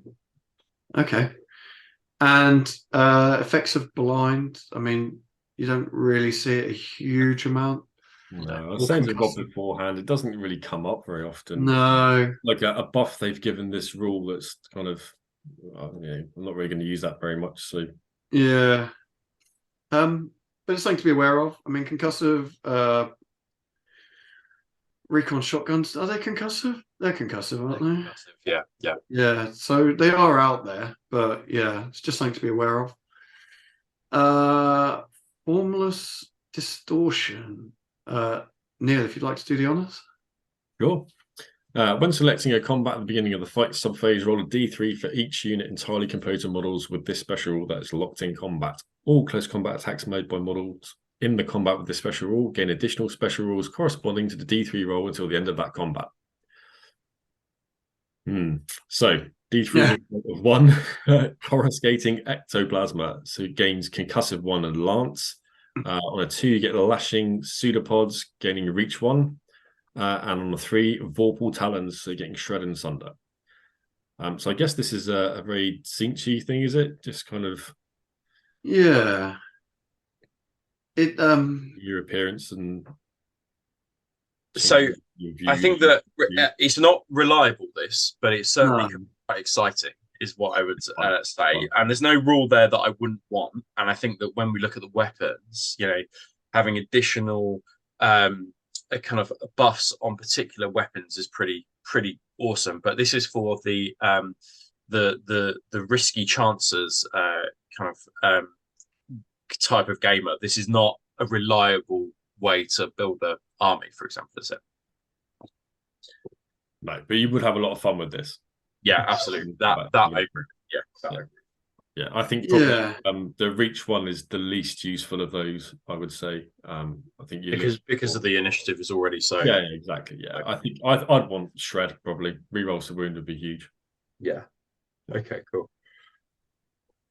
Yeah, I find it interesting that they've got kind of concussive lance, shred, sunder. So they've got kind of anti-tankish and anti-infantry rules mixed. So it's not just like if you rolled a 3 and got shred, sunder, and lance, you're completely fucked if you're you're against an infantry unit and vice versa. So I quite like that. I'm not sure my OCD would allow me to play this one. I think it would just make my teeth itch. But it's difficult to plan a battle strategy around this particular one. But I think that it could be quite chaotic for your opponent to be like, "Oh fuck, what shit am I going to have to deal with now?" Yeah. And then next one up is Infernal Tempest. Rob, do you want to go through these? Yeah. So basically, if you have this, you gain a Hammer of Wrath 1 special rule. So you got a cheeky little attack for everybody who's in base contact, which isn't too bad. And if they already have Hammer of Wrath, they increase it by 1. So Hammer of Wrath 1 becomes Hammer of Wrath 2. So you get some extra attacks there. All wounds inflicted by kind of any variant with the Hammer of Wrath has the Deflagrate special rule as well, so you could be doubling up Pretty good. wins from there. But additionally, you get a little cheeky shooting attack with the following profile. So it's range 8. It's called Elemental Eruption. Strength 8. It's strength user, AP 5, and then assault 2, deflagrate, and retaliation. Now the retaliation rule, not seen this yet. Attacks may only be made using weapon with this special rule as part of a reaction and automatically hit the target unit without needing to roll to hit. So this is quite interesting. So on the charges, you get your Hammer of Wrath attacks, but on the reaction, you get your retaliation roll. So you couldn't use this just before you're about to go into to charge somebody. This is only for reactions. I think this will entirely depend on the type of models that you're using, how and whether you want to always be charging, isn't it? Really, I mean, this is what it comes down to, because you get your deflagrate, Hammer of Wrath rules. Those are the things that you're mainly kind of looking for. It's like it gives you Hammer of Wrath both ways around, doesn't it? Basically, yeah. You get it from the reaction, or you get it from the charge. Yeah, that's a good way to do it. I could definitely see, though, the thing I like about this one is that you could have like an army that uses loads of like fire OSL, and I think that would look proper fucking cool. Just going for that whole fire theme, I think that would be really, really awesome. Yeah, it's an interesting one. I don't love this one. I'll be honest. I think no. I feel like so they can only do the shooting attacks as part of a reaction. Yeah. So you're only going to be shooting like if you're getting assaulted or something, aren't you? Or yeah, it's an Overwatch or an assault, and the Overwatch would have to be a return fire, but you'd have to be within 8 inches of them. Yeah, so that's not going to happen, is it? And then an Overwatch, which means that you could be fucked because you're about to be charged by something. Yeah. Yeah. So that's the only thing that Elemental Eruption would work for. Really, most of the time it's going to be about the Hammer of Wrath. Yeah. I don't hate it. I just feel like you could go 20 games and never use that shooting attack. Yeah. That I agree. But I still think an idea of a fiery OSL. I do like that. Yeah. Quite cool. Cool. Next up, a Ravenous Dissolution. Any model with this special rule adds +1 to all to hit rolls during the first round of any close combat, where they are locked in combat with a unit containing at least one enemy model with either the Demon unit type, Corrupted, or Psycho unit type, or the independent character special rule. If an enemy unit charges this unit when it is already locked in combat, then that does count. And that does count as a new first round of combat for the effects of this special rule. Interesting. They're the Raven Guard. They're the Alpha Legion of the Demons. Yeah. So this would be great if you're fighting Thousand Suns, Word Bearers, something like that. But it is super interesting. I quite like it because we get in the books quite a lot that description of basically demons just eating and fighting themselves often, as well as the enemy. So I suppose it kind of like leans into that. In terms of competitive gameplay, I don't think it'll be that useful, but quite narrative. Quite cool. I mean, essentially, if you take this list to an event, they're going to go, right, you're playing demons, cool, you're the traitors, and then literally. The only thing of this you could use is the Psycho or independent character. Yeah. And if I know you get to beat up my independent character, I'm probably not going to throw him into combat with your biggest, baddest combat monsters. So I do like it. I feel like this is something that would come in quite cool if you were doing a like a narrative event, or if you were running a campaign, and then you can have a random demon force that's just running around beating up other demons.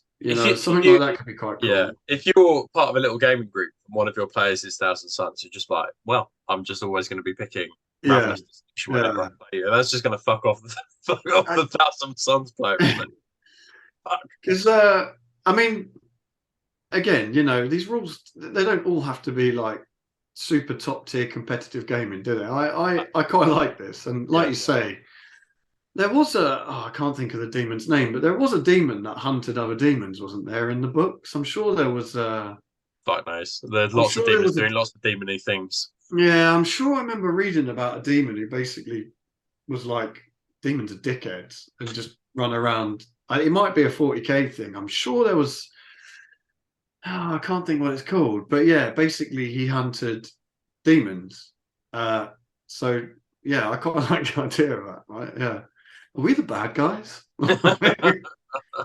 And then Malevolent Artifice. Models with this special rule may reroll all failed armor saves taken against any wounds resolved at a strength value lower than their unmodified toughness characteristic. This special rule has no effect on cover saves or invulnerable saves. Yeah. So that's pretty good, especially in your first turns where you're +1 toughness. That, you know, you're going to be getting rerolls against kind of all the bolter attacks, etc. Yeah, I would say this is like a heavy without the negatives of Yeah. heavy, I think is what I would say. But I think that where it will come in most handy, I think the problem with this is that where it comes in most handy is that kind of third and fourth turn when you're kind of within rapid fire range and that bolter range. Yeah, if you're thinking about strength 4, but then you are then also toughness 4 as well. What I think is pretty nuts is where somebody's trying to hit your like Lord of War or Demon HQ, which is a very high toughness with small arms fire, and then you're like, oh well, I'll take this all on him, and then you roll a couple of ones, and you're like, fuck, I've lost a few wounds here, and then you can just re-roll them. That's where I think that it for buffing the characters and giving them a re-rollable save. That's where I think that it really comes in. I think it's less so for its because it always happens, right? You're always like, oh, I need to make these 6 saves on my do the 2-up armor save. Oh, I've just rolled like 3 ones. Fuck. Having the ability to re-roll them, I think is quite powerful. Yeah. But then if your opponent's smart, you're just gonna be like, well, I'm just gonna fire last cannons at you, and then I mean, go on there is always that. But I quite like this. I don't hate that. I think it could come in handy at times. So what's everyone's thoughts about what's the best one? Ooh. If you had to choose. I still think Encroaching Ruin's the best. But I would say that's the one that I played most. Yeah. And it's certainly one of the most reliable, isn't it? I would say. And in fact, that's probably my issue with these last two that you're just discussing. I'm never a big fan of army-wide special rules that aren't always on.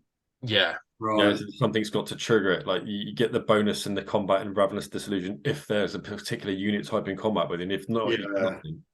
Whereas with the other ones, Encroaching Ruin, you just lose 1 wound if you fell a morale, that's it. Or Heather Slaughter, you get a bonus to your charge. Future Corruption, you get a feel no pain no matter what.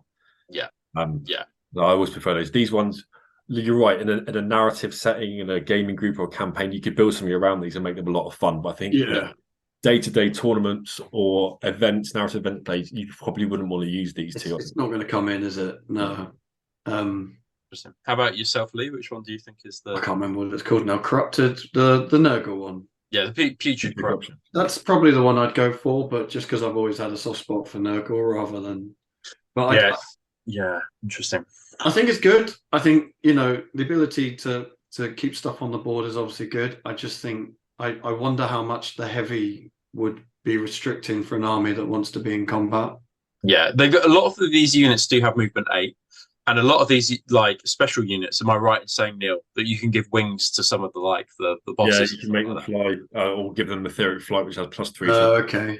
So that could get around it. I think that Putrid Corruption, because you've got that +1 to toughness in the first 2 turns.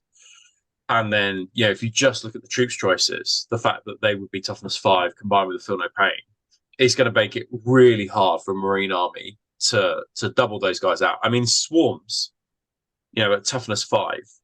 I need to double check if they're base toughness 4, but I mean, just having feel no pain is going to be a real pain in the ass for your opponent. And also, I think if you compare it to a Marine army as well, it's like saying you're paying for a 45-point apothecary for every single unit, even your tanks in an army, right? which would be, let's just say you have 10 units. That's 450 points, or 550 if you're taking Artificer armor on that apothecary. So you're, for an equivalent Legion list to have this, it would be, a sixth of the cost of the points for the entire army, whereas the demons sit across a force. So I think because of that, combined with the +1 toughness, I think that is probably the best one. And then, but you'd have to give wings to all your characters and stuff to be able to get around the fact that they are heavy. And then they're going to be ahead of the main force, aren't they? So yeah, you're but going they to survive well enough because they've now +1 toughness and they've got feel no pain. So I just think that they probably would be survivable enough to. Yeah, interesting. So I believe that is the Etheric Dominions, and we are into the Warlord traits for demons. So let's blast through these because we've spent quite a while. So Conqueror of Kings. Warlord with this trait gains +1 attacks when locked in combat with a model that has the independent character special rule or any unit, or with any unit that such a model has joined. All models within a unit a Warlord with this trait has joined, including the Warlord itself, gains +1 strength when locked in combat with a model that has the independent character special rule, or with any unit that such a model has joined. In addition, an army whose Warlord has this trait may make an additional reaction during the opposing player's movement phase, as long as Warlord has not been removed as casualty. That's a lot of words that didn't really need to be in there, to be honest. So +1 attack when locked in combat with a model that has the independent character special rule. So that's pretty good, isn't it? Yeah, that's decent. Yeah. Models with a unit. Okay, I don't know. Like, it's a real bugbear of me in the new rules that they just fucking use so many words to say something that could be said in about 5 words. Sorry for that little rant. So they get +1 strength as well. +1 attack, +1 strength, right? Yeah. Locked in combat with a model that has an independent character special rule, or with any unit that such a model has joined. Okay. Yeah, so that's pretty good. +1 attack, +1 strength, basically. And if you think that you're already potentially +1 strength, if you're managing to get a second turn charge, second turn charge, I don't know how likely that is. You're +2 strength. Yeah, pretty likely. Yeah, so that's turn one charges off. That's pretty. The thing in this one that tripped me up, and I had to read it a couple of times, was only the Warlord gets +1 attack, but his whole unit, or the whole unit +1 strength. Yeah, that's right. Yeah. Okay. Eternal Reveler. A Warlord with this trait and all models within a unit it has joined may declare charges during the assault phase, even if they have run that turn. When charging, a Warlord with this trait and all models within a unit it has joined may choose to not roll for charge distance. Instead, they count the charge distance as equal to the initiative characteristic of the Warlord. If it does so, the charge distance cannot be increased in any way. In addition, an army whose Warlord has this trait may make an additional reaction during the opposing player's movement phase. So that's pretty good. Yeah. So you can run and charge, basically. Yeah, that's brilliant. I think that, sorry, Neil, go for it. I was just saying that's the one I use at the event, because I think any long charges I can reduce to my initiative distance. Yeah. And the running charge is huge. So yeah. And you've got move through cover as well combined on that. Yeah, exactly. Yeah. Unless you're taking the Etheric Dominion that makes everything heavy, and then you're not fucking running. So don't take this one. Can someone read Entropic Force? Because I've got a big box over the top of it. Yeah, go for it. No, go for it. Damage mitigation rolls taken against wounds inflicted by a Warlord with this trait, and all models within a unit it has joined can only succeed on a roll of a 6, regardless of the value of the roll. In addition, an army whose Warlord has this trait may make an additional reaction during the opposing player's movement phase, as long as the Warlord has not been removed as a casualty. Okay. Yeah, that's quite situational, that though, isn't it? So so basically, if you're fighting against a unit that's got an apothecary in, that apothecary basically can only give a 6-up damage mitigation roll. Is that right? Am I right in saying? Yeah. Or your shrouded save becomes a 6-up. If I think Entropic Force is super duper situational. So I'd just be wary about choosing that one. Because there might not be that many opportunities to utilize that or use that. Yeah, I think as a warlord trait, it's very limiting. If this was an army special rule, Yeah, used to go and tackle things with Heart of Legion, that sort of stuff, this would yeah. be handy. But Good yeah, point. just on your warlord, limited use, I think. Yeah, interesting. And Rob, do you want to talk us through Walkers of Paths? Yes. So start the battle. Once all players have deployed all of their units onto the battlefield, blah blah blah blah blah. Any rolls to seize the initiative have been made. Select up to 2 units with a demon unit type that are under their controlling players' control and deployed on the battlefield. The selected units may be removed from the battlefield and placed into reserve. For each unit removed from the battlefield in this way, the controlling player must deploy a unit with the demon unit type from reserve on the battlefield. Following the constraints of the blah, blah, blah, blah, blah, the units chosen to be placed in the reserve may enter the battlefield as normal or via the Herald of Unreality special rule. If a model within the army has that special rule, in addition, you get an additional reaction in the shooting phase. So basically 2 units can come in using the Herald of Unreality special rule. And I assume that is a deep strike, is it, Lee? Not that I know what a Herald of Unreality is.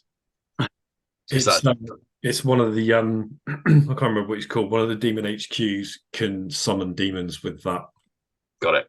Rule. Oh, well, thank God Neil is here to explain.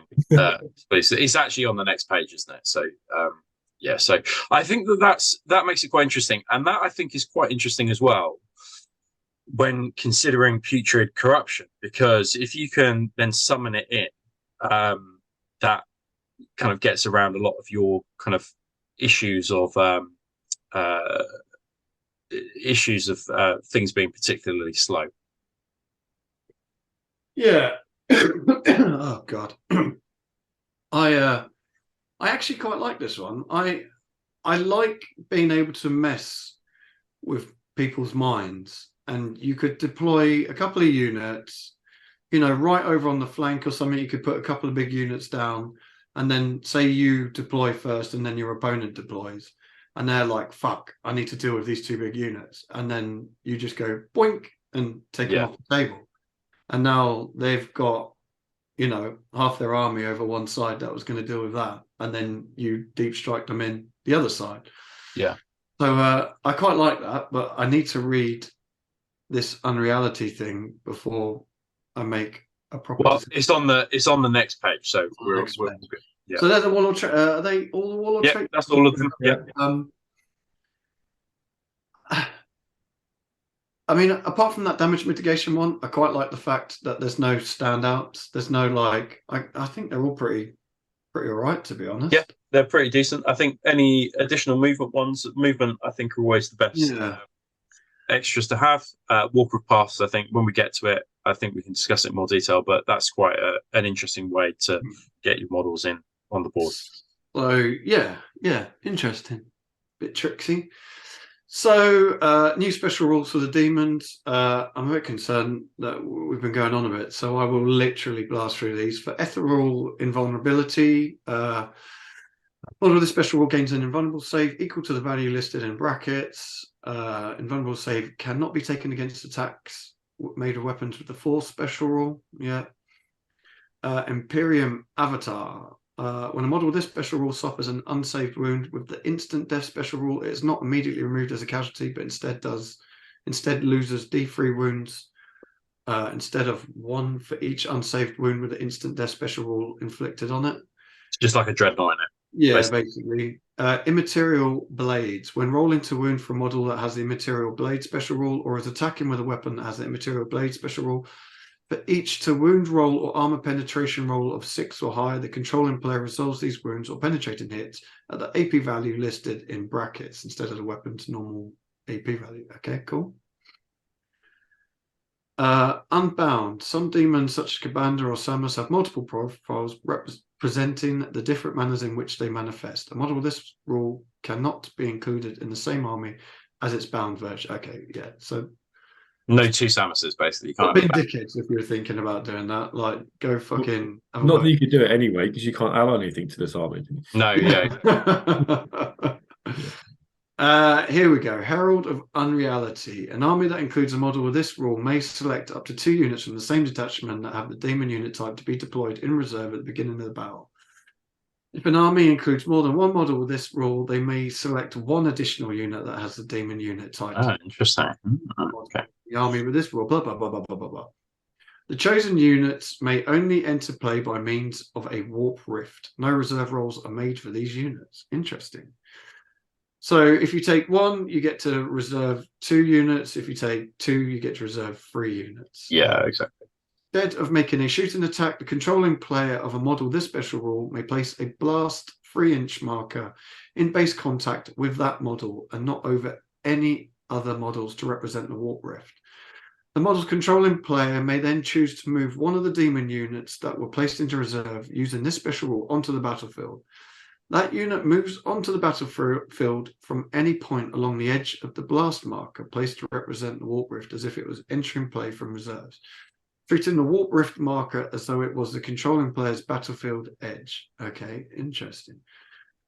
Once all models in the selected units have moved onto the battlefield, the warp rift marker is removed from play. The demon unit brought into play by use of this power may act as normal in the shooting phase in which it arrives, and may declare a charge in the assault phase of the turn in which it enters. Ooh, that's fucking apeshit. That is nuts. Well, you don't have to roll for it. No. So, but it comes because it's a reserve. I assume it just comes on from turn 2, and you're just like, not only can they shoot, they've got their movement, and then they can charge out of that as well. Like that is insane. That's brilliant. So imagine doing that and then summoning out Corvax or Cabanda or yeah, quite like that. Exactly. So I guess my only thoughts on this is you have a Herald of Unreality. So the reserve unit can only come out. So the 3-inch blast marker is put in base contact with that model, and then that unit comes out in base contact with that blast marker. Yeah. And you have a 10-man sniper unit on the other side, and they go first, and they kill that Herald of Unreality. Yeah. Yeah. Now that I think is where it breaks. That I think is where then you can say, well, you probably need more than one Herald of Unreality, but because of the rending on the sniper rifles, I think you're right. It is risky. So if you're playing them, I think you're just going to be like, I need to get rid of that Herald of Unreality at all costs. But the other thing I would say, and I'd have to just double check this, which I am, is that because it happens in the shooting phase, I assume you can't intercept against those units either. Interesting, yeah. But why don't you carry on, and I should specifically read the Interceptor rules, and then you can then I'll come back to me.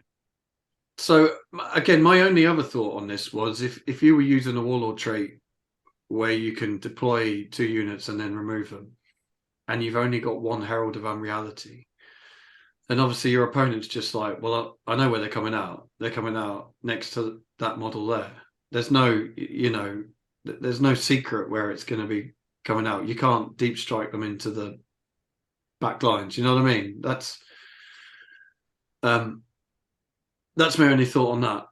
But I do like it, especially when it's mixed in with that Warlord trait. I quite like the tricksiness of deploying a couple of units, and then, I mean, even if you deployed first and then your opponent didn't deploy how you were expecting, you can remove any 2 units, can't you? Yeah, pretty cool. So yeah, I quite like it. Yeah. As somebody who doesn't use a lot of sniper rifles in his Legion army, do they auto wound on a particular roll no matter what the toughness on is? a 5 and 6? So basically, if it's rending, it always wounds no matter what the toughness is of it. So in the sniper rifle case, it would be 5 or 6. In that regard. I mean, it's I use sniper rifles because it's the obvious thing, isn't it? But if your opponent knows what that Herald of Unreality does, then that Herald of Unreality becomes target number 1, doesn't it? Because it does, yeah. But you know what I mean? If you get rid of that, then you've just lost 2 units. Yeah, the Harbinger unit that has this rule, he's the only one, I'm sure we'll come to this, he's the only one in the demon list that can take a retinue effectively, right? Oh, interesting. So he's toughness 5, and all his brutes that are surrounding him are toughness 5 or toughness 6 for the first 2 turns. So outside snipers, you would probably struggle to remove him. Interesting. Yeah. Be able to it's something to be aware of. but the snipers have the precision shot, so they'll just be like, oh, I'll just the snipers will be able to deal with them, sure. But I mean, like, anything else is going to struggle to get him off the board before he does. You're going to put the wounds on the other units. Yeah, interesting. I like it, but I quite like the fact that it's not just, there's an element of risk. I mean, it's no different than if you take esoteric model from a Legion list. It then becomes the target, doesn't it? So yeah, I quite like that. This is interesting wording this. So basically, in short, I think you can actually intercept them, because the interceptor rule says basically it happens when something enters play from reserves. It doesn't actually say, in the movement phase, right? It's just it enters play from reserve. But I think in my head, I just always assumed, okay, well, that's going to be like a movement phase reaction then. But actually, it's a reserve specific reaction. And then you go back to Herald of Unreality in terms of the wording. And it specifically says the demons units that were placed into reserve using this special class field. So it refers to reserves there as well. So I actually think that it's legitimate to also be able to intercept them as well, which makes it not quite as good, but probably too powerful if you weren't able to intercept at least one of the units. Yeah, it's an interesting one. I like it. Right. What else we got? Immaterial wings. So Neil can explain this because he's used immaterial wings, can't he? So. I used etheric flight actually, but sorry. I'm happy to read through it if you want to. That's fine. It's just it's a lot of words. But basically, a lot of words to say. It moves 14 and can 14 inches, right? Yeah, that's essentially what it means. And it gains Hammer of Wrath as well, which is interesting for the rule that we were discussing previously as well. But basically, it can move 14, and it allows you to have all the rules associated with being able to move 14 as well. Yeah. Cool. Etheric Conduit. A model with this upgrade gains the Psyker subtype and may select a single core psychic discipline from the following list: Biomancy, Diabolism, Pyromancy, and Telepathy. Interesting. As if your massive demons did Biomancy already. That's absolutely. Etheric Light. So this is what you chose, is it? Yeah, I love this one. It's great. So +3 movement, is it, essentially? Yeah, but you also get to ignore terrain. So it's +3 movement, but kind of pseudo flight. Yeah. So by giving +3 movement to a model that's already really fast, like a beast or something like that, it gives you hella good charge bonuses as well. Yeah, that's great. Super fast. So I was just able to jump over buildings and trees with units that have this stuff, and then just smash straight into things the other side. But also, it specifically says that it changes the movement characteristic by 3. So that means that you get all the bonuses associated with that. So whereas like 1,000 Sun special rule, it says you increase the movement by 3, but it's not the movement characteristic. You just you don't get a +2 or 3 to the charge rate. And again, bulky, so it's good for things like the Night Lords outnumbering and all that kind of stuff as well. So Right. Can someone read the Warp Forged Flesh? Because I've got a box over the top of it. Oh, it's really easy. A model with this upgrade improves its armor save characteristic by 1 to a maximum of 2+. Okay. Perfect. Cool. Miasma of Rage. Unit that contains at least one model with this upgrade gains a Rage 2 special rule unless a model would already have a higher value of Rage.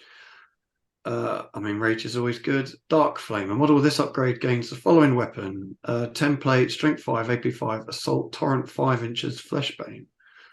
That's nothing to be sniffed at. That's actually pretty good. It's pretty good. And the Unmaking. A model with this upgrade gains the following weapon: the Unmaking, 12-inch range, Strength 8, AP 1, Assault 2, Armor Bane range. So a bit of demonic melter gun, isn't it? Melter. I don't hate that. And then we've got a list of the Ruined Storm weapons. Rather than just reading all these, we might just keep popping back to this. Yeah. Just because. See what as I've got it on my phone, why don't I tell you what the weapon is and what it does as we go through units? That sounds good. So then we're into it. So this is the HQs. So Runestorm Demon Sovereign, 350 points, movement 8, weapon skill 6, ballistic skill 5, strength 7, toughness 6, 7 wounds, initiative 6, attacks 5, leadership 9, and a 3+ save. So he's a character, demon, monstrous. His war gear is sovereign armaments. So I'll tell you what they do. The sovereign armaments is strength user. So don't forget on those first 2 turns, because he's base strength 7, it would actually be strength 8. But it's AP2. So just strength 8 AP2 on the first 2 turns. It's fucking nuts. Right? Listen to fucking hell, this is mental. So it's, and you can upgrade it as well, which is more mental. So it's melee, brutal 2, murderous strike 5 up, and then immaterial blades AP1. What's it? Immaterial blades. Oh no, reroll was 6 as AP1. Woo! That's a bit saucy. So even that, its base weapon is pretty fucking good. Yeah. So, but it can be upgraded to a Sovereign Greatblade for extra 10 points. And the Sovereign Greatblade is +3 strength. So he would be strength 10. Just strength 11. Strength 11 first 2 turns. AP1. Fuck. Melee, brutal 3.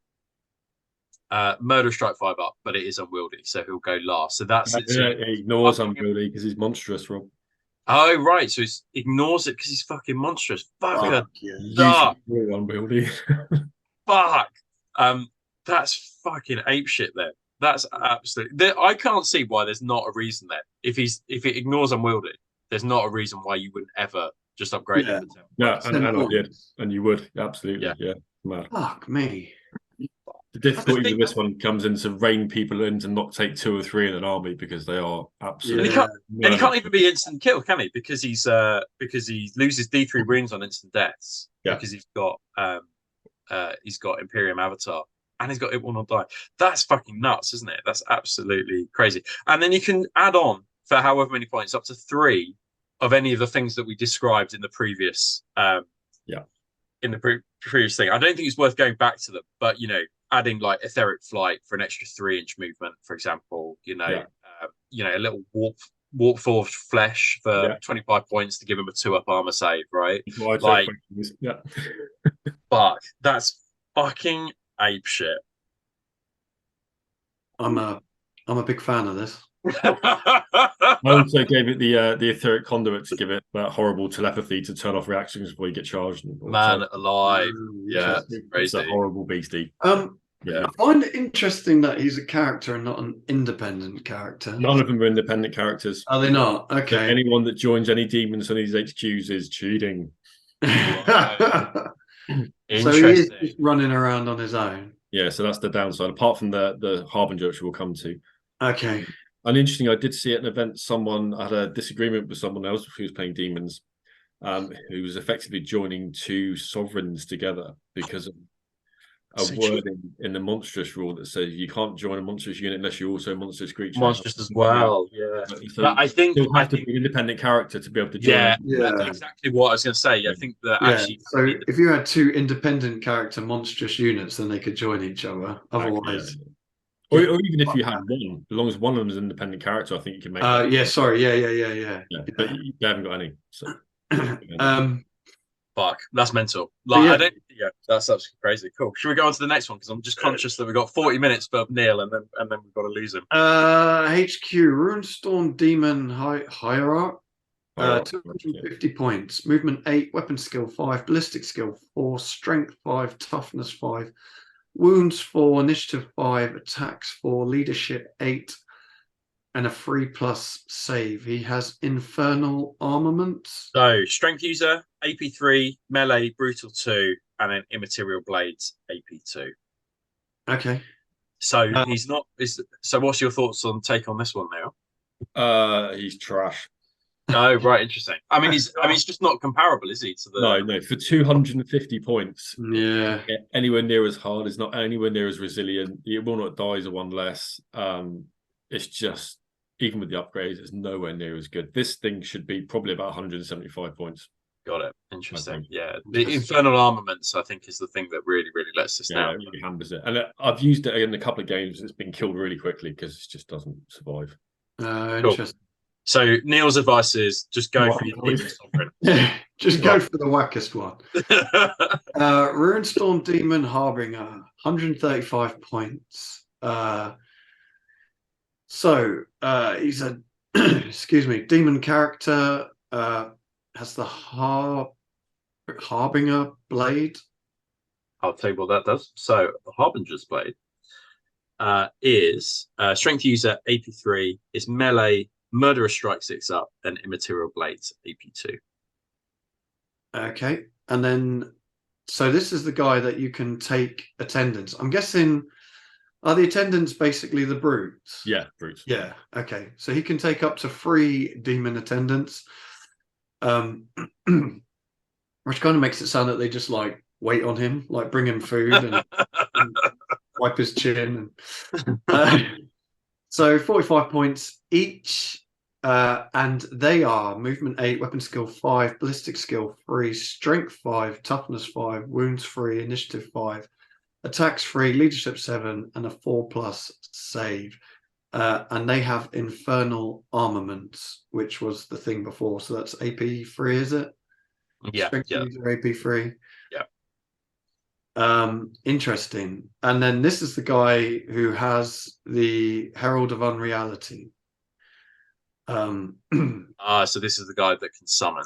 So this is the guy that can summon, basically. This is your demon esoterist, basically, isn't it? Yeah, interesting. And then, but I note though that you can only get to a maximum of, so your Warpforged flesh can only be bought for the Harbinger. Yeah. And it can only go up to a 3+ as well. So they're pretty. They are. They're pretty squishy. I would say is one thing I would say about them. Like that, even small armed fire is you might struggle against, but I guess that it's the toughness, isn't it? That is the first 2 turns will be toughness 6, aren't they? And so the bolsters would be wounding on 6s. So yeah, you got 12 toughness 6 wounds for the first 2 turns to get rid of, essentially. Yeah. Okay. Interesting. And if you add the 3 brutes to this guy and the points values, and then compare them to the last unit we looked at, this to me is just, it doesn't compare. Yeah, much better. Interesting. I quite like this as a secondary HQ choice. Actually, I think that this is pretty decent. Yeah. It's not. I like it a lot. I think it's well balanced. Yeah, it's not batshit, is it? It's not. No. Yeah. And then you can add whatever rules you want to add onto him, as well, in terms of like your etheric dominion. Just having feel no pain on top of that, it would be massively useful, I think. Or the chosen warriors. The fact that they are chosen warriors as well is pretty decent. So I really like this unit. I think it's great and a different way to deploy as well. So yeah, top notch. I think it's good. Cool. So that's the HQs, elites. Runestorm Demon Brutes, 135 points for 3 brutes. They are movement 8, weapon skill 5, ballistic skill 3, strength 5, toughness 5, wounds 3, initiative 5, attacks 3, leadership 7, and 4+ save. So these are basically the attendants. Infernal armaments, and then all the other bits: etheric dominion, 5+ invuln, hammer of wrath 1, bulky 3. Traitor, and then you can add up to 6 additional demon brutes for 40 points each. Fucking hell. I think the thing is, but because they're base toughness 5, like you look at the 4+ save and you go, oh, there's a bit shit. But then you're like, fuck, but they're toughness 5 and they're going to be toughness 6 in the first 2 turns. These things are like, I know that you're relying. I mean, has that been your experience, Neil? Which is that you're like, oh, the save's a bit shit, but people have to actually wound you first before. Yeah, they got to get through and do damage. And with multi wounds like that, it takes them a long time to get whittled down. Yeah, I took quite a large squad of these. I think 8. Yeah, in the event we were at, Tom's, and they lost a brute or 2, but they went through contemptors quite happily. Oh, really? Yeah, because they do. We've just got rending. The 6, you're on AP2, aren't you? And then you're at strength 6. You got a lot of attacks on the charge. Hammer rats as well when you go in. Yeah. Yeah, they're pretty good. They're pretty good. I think they're a good staple, and I think they're probably pointed correctly, I would say. Yeah. Cool. Yeah, I like them. I like them. Yeah, they're fucking great. I think that's the only elite. Oh no, there's another one. Beasts. Runestorm Demon Beasts, 110 points for 3 Demon Beasts. Movement 10. Weapon skill 4, ballistic skill 3, strength 5, toughness 4, wounds 3, initiative 4, tax 3, leadership 7, 5+ save. Again, they got the demon armaments, etheric dominion, 5+ invuln, bulky 3, traitor. You can take up to 6 additional beasts for 30 points each. You can give them etheric flight for 5 points each. So they'd be movement 13. Yep. It's fucking nuts. Yeah, that's a no-brainer. Put it on them. Sure. Yeah, really, really good. And then this comes back to what we were talking about with the etheric dominion, where they're heavy. I mean, they're still moving 13 inches. That's you don't need to worry. Yeah, fuck yeah, that's fucking well good. And then the immaterial flame that they can upgrade. So it's a template weapon, strength user. What's really interesting is all these weapons, for the most part, apart from, in fact, all these weapons are linked to their strength. Interesting. Super interesting. Like, so even the template, so it's a template weapon, AP4 and assault 1 as well. So lots of templates. Basically a flamer squad, right? A very fast flamer squad. Yeah, so first 2 turns it'd be strength 6. 6. Yeah. The only downside is you exchange your demon armament, so in combat you wouldn't have any. You just have base strength. But a unit of these zipping up the field to flame something you want to murder. You just remove scoring units, wouldn't you? Just run up and flame fucking tax squads to oblivion. I like these. I like that a lot. The thing I'm thinking is, and we're going back to the models, like, I don't know what GW models I would use to represent these. Like, I use screamers. Oh, right. Okay, yeah, that makes a lot of sense. The flying ones are these, and corn hounds for the ground version. Yeah, I was going to say the hounds. Yeah, they're quite expensive, I think, though, aren't they? Like for 3 or 4 hounds, and the screamers I seem to remember being fucking the 3 is like 30 quid or something. Yeah, they're ridiculous. So yeah, I've only got 6 or 7 of those. I haven't got very many. Right. I found a 3D printer who's done these hounds that kind of half, almost like a half rat dog thing with a. Nice. The flesh ripped off its face, so it's just its skin is underneath and stuff like that. They're quite horrifying, so they're going in my list. Cool. So now we're into troops. So only 2 elites. Troops.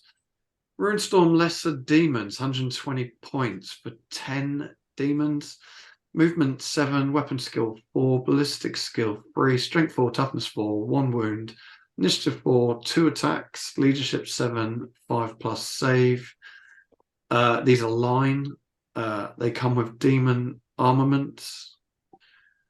Etheric Dominion, 5+ save, invuln and traitor. You can take up to an additional 10 for 10 points each. And they can take immaterial projectiles for 1 point each. Yeah. So okay. Let me tell you what they do. Unless Neil can tell me off the top of his head what they With projectiles. Yeah. Strength user, assault 2, AP4.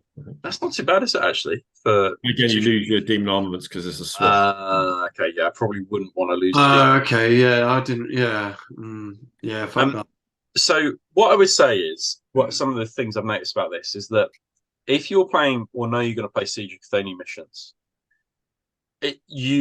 because it's all about scoring, it makes total sense to take the encroaching Bruin, because you've got these massive things that've got line, they can stay on objectives. It's very hard to shift them. But I just don't think it's the most fun one to necessarily do. But I can see why, if you're playing lots of siege ones, a demon player would go down that route. They would stack them to 20-man squads or whatever. I'm glad to see that they're only 1 wound, because before I think Lesser Demons were like 2 wins in the previous edition. Yeah. The Nurgle ones in the 1.0 were horrific to shift when they were on objective. A real pain. 1 wound on these guys. I mean, I think they're pointed about right, but they are really squishy. They're really easy to remove, even when you put encroaching in. I think the Nurgle one's probably a good one too for the feel no pain. I mean, if you flame these guys, they're fucked, aren't they? Basically, Yeah, if you get a flame squad, you just like that unit can just be deleted on a 5-up save. You're never going to make enough. I think that you need to take minimum squad size for these should be 15. I took 10s because I only had 20 bloodletters, which is what I was using. So I think you need to take 15. The demon armaments for these are only AP3 on a 6. Otherwise, they're just flat strength, so they don't hit very hard either. But every single person is going to have them because they're the only non-support squad line unit that they have. So. Right. Interesting. I mean, the thing is with this edition is scoring is key, really, isn't it? Yeah. So suck it up and take them. Need to get my laptop charger. Excuse me. So up next we got Runestorm Demon Swarms. 5 swarms for 80 points. Movement 8, weapon skill 3, ballistic skill 3, strength 3, toughness 3, wounds 4, initiative 3, attacks 2, leadership 6, saves 6+. They are line and skirmish. They have no war gear at all. Theric Dominion 6+ invuln. The Swarm Special Rule Support Squad traitor, and you can take an additional 5 for 15 points each. So basically, these are scoring units that just basically, but they can also tie up. If you take Encroaching Ruin, for example, they'll just tie up units, tie up dreadnoughts and things like that. Which I suspect that's what they're designed to do. Yeah. The 6-up save. I mean, any gun is just going to absolutely obliterate these guys off the face of the earth. Yeah, I see these as you're either scoring or you're using them as a screen, aren't you? You're using them. I think you leave on objectives and backfield. I think that's what I'll use mine for. They got skirmish, so you got a decent coherency. You're not going to get blasted too easily. Yeah. But yeah, they're not. They get +1 to +1 to cover if they're skirmish as well. I think if they're in. Oh, interesting. Yeah. I think that's right. I think. Yeah. So they'll get a 5-up. I think against template flamers though, they're absolutely fucked. Yeah, I quite like these though. They're not expensive, are they? No. You're also going to have a low profile in like physical terms, aren't they, for swarms? Yeah. Targeting them is going to be quite hard. I think probably. You can hide them. Yeah. But I mean, there's still 4 wounds each. Yeah. I don't hate these. And they're not expensive. That's five swarm bases for 80 points of 4 wounds apiece, even with the lack of save, still good, I think. Yeah, I think so. Yeah, cool. Demon Cavalry, 150 points for 5 Demon Cavalry. Movement 12, weapon skill 4, ballistic skill 3, strength 4, toughness 4, 2 wounds, initiative 4, 2 attacks, leadership 6, and 4+ save. And then the usual kind of war gear we've seen. So demon armaments, Etheric Dominion, 5+ invuln, traitor. You can take up to 5 additional demon cavalry, 20 points each, and you can replace the demon armaments with immaterial projectiles for 2 points each. Again, I don't hate these. I think these are the worst unit in the list. Well, they've not got line and they're troops. They're not line. Yeah. But still 150 points. They're cavalry without the cavalry keyword as well, which is annoying. Yeah, interesting, isn't it? But my biggest bugbear. Yeah, they're 150 points. 150 points, but they've got 2 wounds and 2 attacks. Where you compare them to the beasts that 110 have got 3 wounds and 2 attacks. Yeah. And almost the same movement once you put etheric flight on them. I think these are badly misrepresented. Interesting. The thing I like about these is if you did take, I keep forgetting the name of it, the Nurgle one, the heavy. Future Corruption. Yeah, I quite like the fact that they're movement 12. So you do have a unit that can cut about, I mean, what they're going to do when they get there, not a lot. Yeah, that's it. That's what it comes down to, isn't it? Yeah. But you do have a unit that can kind of, get to places fairly quickly. I mean, movement 12 isn't to be sniffed at, is it? No, it's not. But if they had line, bizarre that they're not cavalry. I don't get why they're not cavalry when they are demon cavalry. Surely they should have the cavalry. Or line, yeah, like you say. It's weird. Yeah, strange. Cool. Should we go to the next one? Because we've got 20 more minutes to do We're the. all right, cool.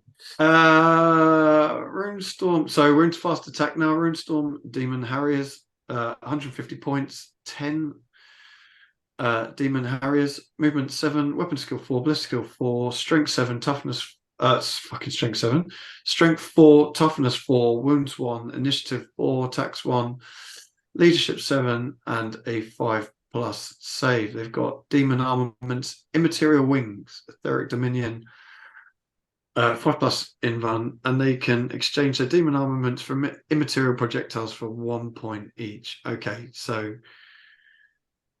these are filling the slot of the flying lessers, aren't they? From yeah. But they've only got 1 attack, which is annoying. Yeah. I think the problem I suspect with this list is that you just like, okay, well, obviously I'm going to go with the sovereigns, the demon brutes, and then the troop choices, and then everything else is just like not really comparable, because it doesn't have too much of a different function from other things within the list. I think that's the thing, because they lack some special rules that make them unique. It's very difficult to be like, oh, okay, well, I would obviously take that because in a Legion list, you're like, well, this has some fast multi-melters for jet bikes, but these guys just have demon armaments. They're fast, but it's not like they would do anything different to say like demon brutes, and demon brutes might do things better. I think that's probably one of the fundamental problems I'd say so far that I've seen. They need options to upgrade them. You used to be able to customize all the units previously. Yeah. If you could give certain units some of these upgrades rather than just, it seems really not ill thought out, because that sounds quite offensive, but just like, I think more thought could have been given to how can we upgrade the cavalry to make them more interesting to use them, to make them unique, to encourage people to use them instead of demon brutes, right? Yeah. The Harriers didn't move 14 because they got immaterial wings. So but again, no line or anything. So yeah, it's just like if they had line, you might be like, oh, I'll definitely take them because they can move fast and get onto objectives quickly. I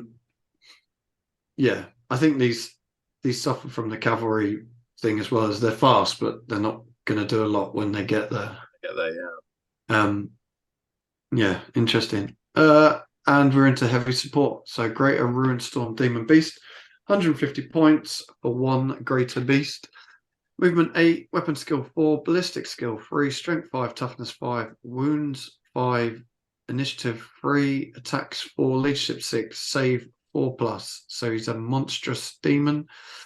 Infernal armaments, etheric dominion, 5+ invuln, hammer of wrath 3.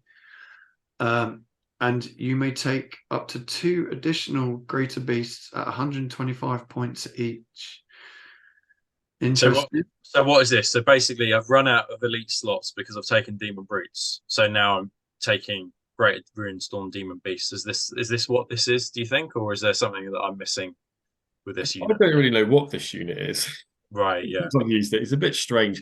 He doesn't have a high weapon skill. Yeah. Low initiative compared to everything else. He's got 3 hammer of wrath. It just I picture in my mind this kind of like bumbling, gurgling, Nurgle blob that just comes banging into stuff. It doesn't really know where it is. But it's also got additional wounds as well, I suppose, isn't it? So it's more survivable than an actual beast itself. But whether it's of value, considering that you only get 1 for 150 points, I'm not sure it's of good a value again when you compare it to the demon beast. Yeah, I think this would be a distraction if it was in your deployment zone. You'd have to deal with it because it's high strength, high toughness. But there are better slots, I think, than this. Yeah, interesting.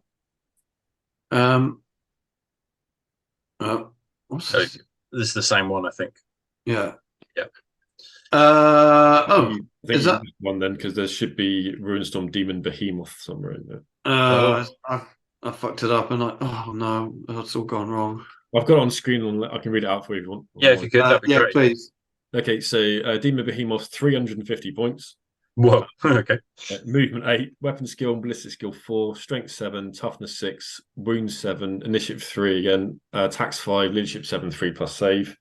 Has the infernal armaments, so AP3, AP2 on a 6.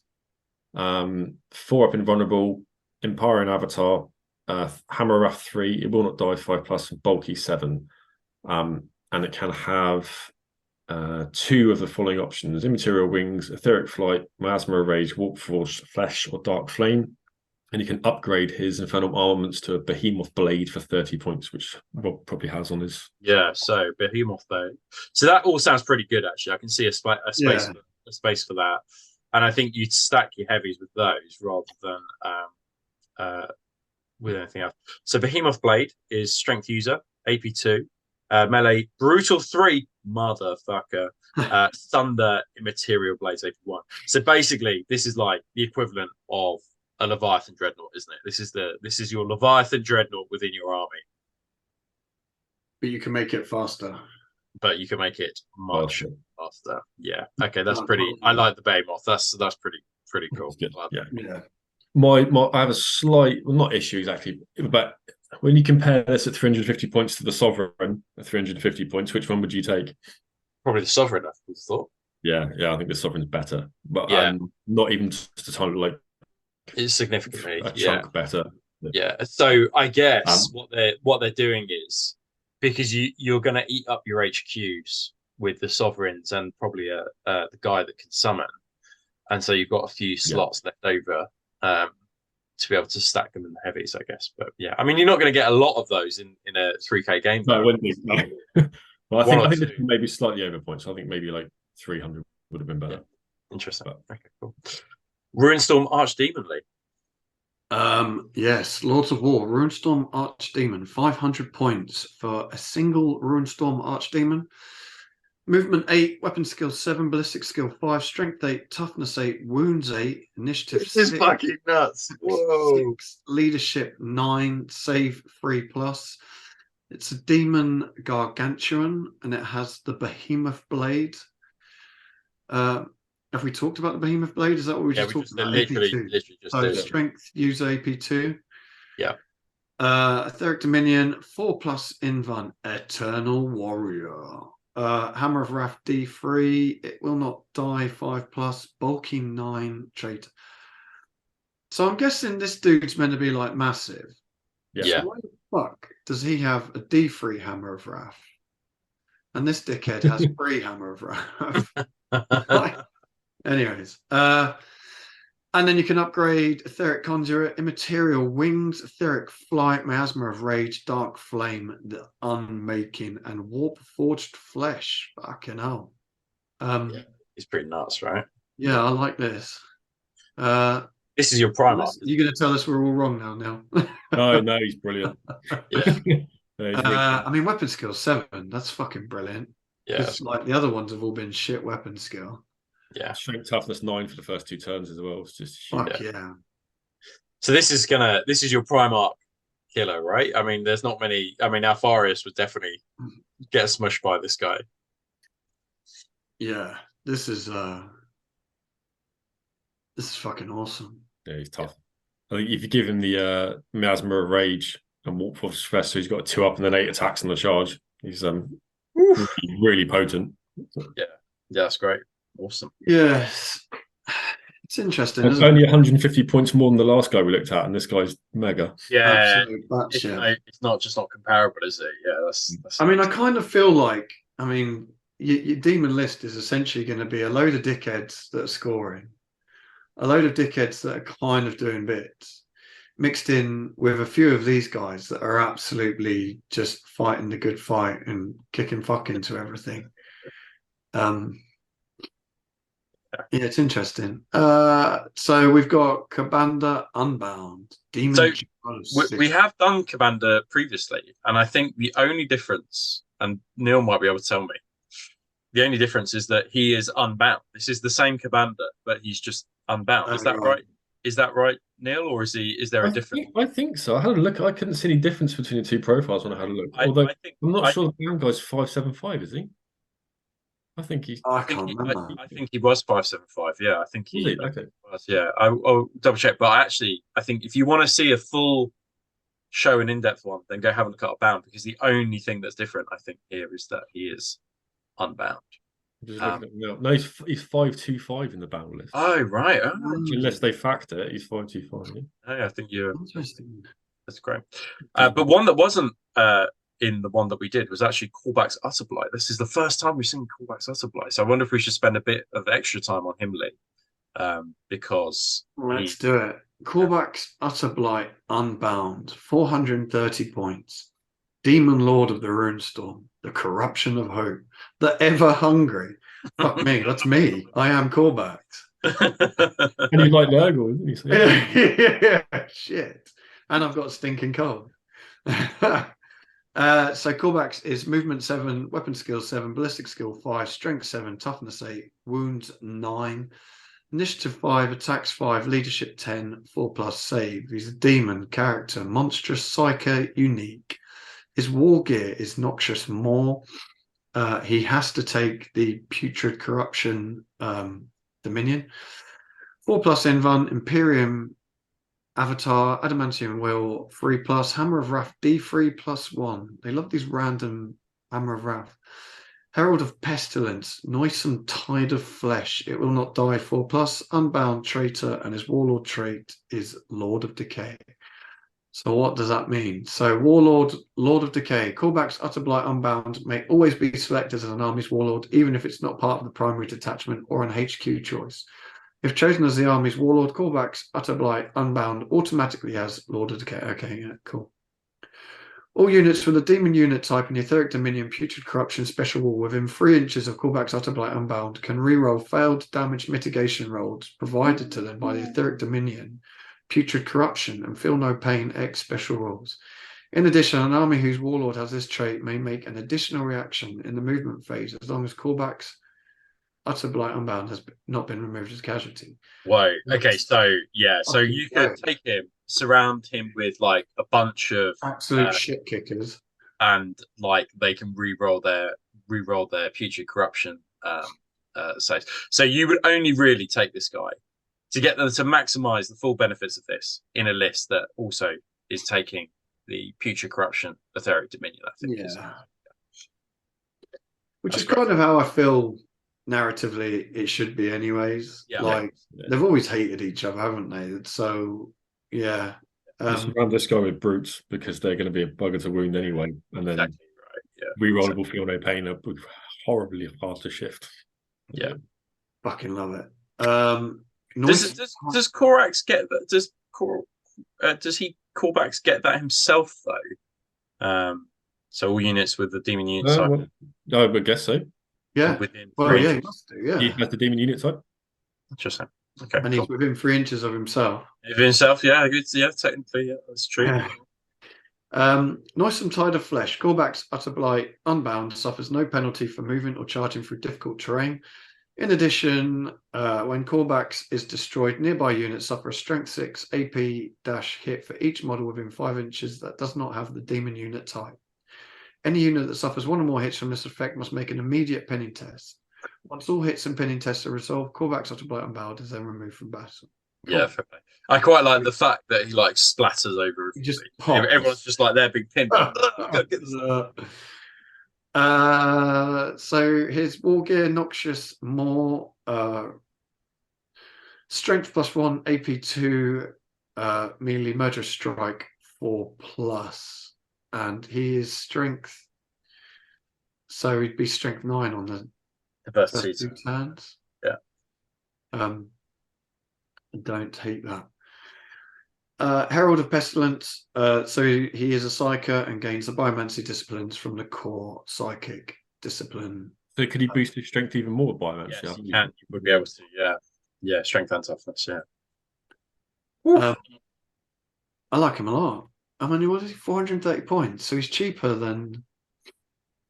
Cheaper than the Arch. The Arch, yeah. He could be toughness 10 if that biomancy goes off as well, which is pretty good on the first 2 turns. Which is pretty crazy. Good, yeah. Yeah, it's great. And then we got Samus as well. And I think Samus is basically the same, but except for he's just unbound, isn't he? And there's a Lord of War instead of an HQ. Ah, of course. Yeah. Okay. Interesting. Which may be sad because I want to run both and I couldn't take two. And then he's got interestingly, he's got encroaching ruin, so he's got move through cover, but I think he's also got move through cover baked into his special rules. But it kind of says, oh, by the way, he's also got move through cover this way. But we did a whole kind of like, we went through his rules kind of like in depth, didn't we? So if you want to go check that out, then I suggest kind of doing that. I think the only thing that I can see that's different is he got immaterial blades, which are AP1, which I think maybe new, but he's the warlord traits and things like that are generally the same. So with 6 minutes left before Neil has to head off. What's everyone's thoughts on the Demons list? I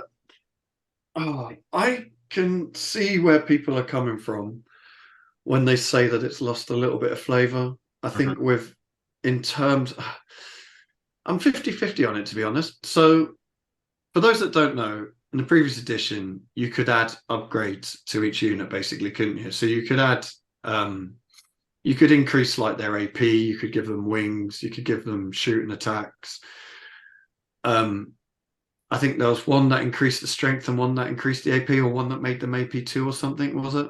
Yeah, it was really sandbox. Yeah. So you could really kind of create units to do specific things. Now, my experience of demons in the previous edition was limited, but what I did notice is pretty much everyone took exactly the same things, which was increase the strength, make them AP2, and give them some flying wings. Yeah.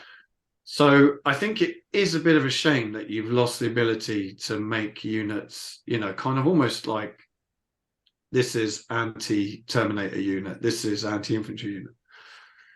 But on the flip side of that, my previous experience was people just took the same fucking things for each unit. So maybe that was just what I saw and not what everyone was doing.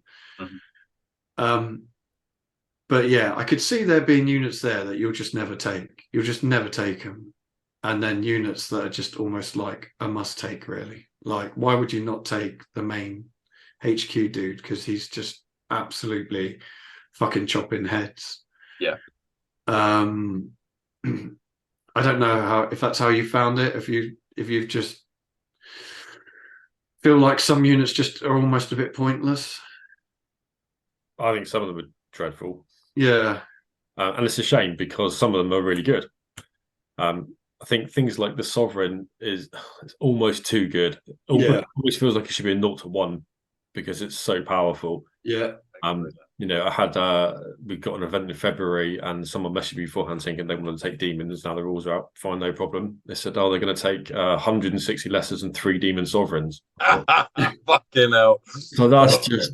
But that is the risk, though, isn't it? But I mean, I hear that and I'm like, what a fucking boring list to play. Like, no offense to that person, but like, you're going to spend half your game just moving 1,000 dudes about that aren't really doing anything, and then you got 3 dudes that are just cutting about killing everything. So I did politely say, maybe you shouldn't, because I think they should be 0-1. I had this conversation with him. Yeah. I said, okay, I might just take 2. Good. Okay, terrific. Split the difference. Yeah.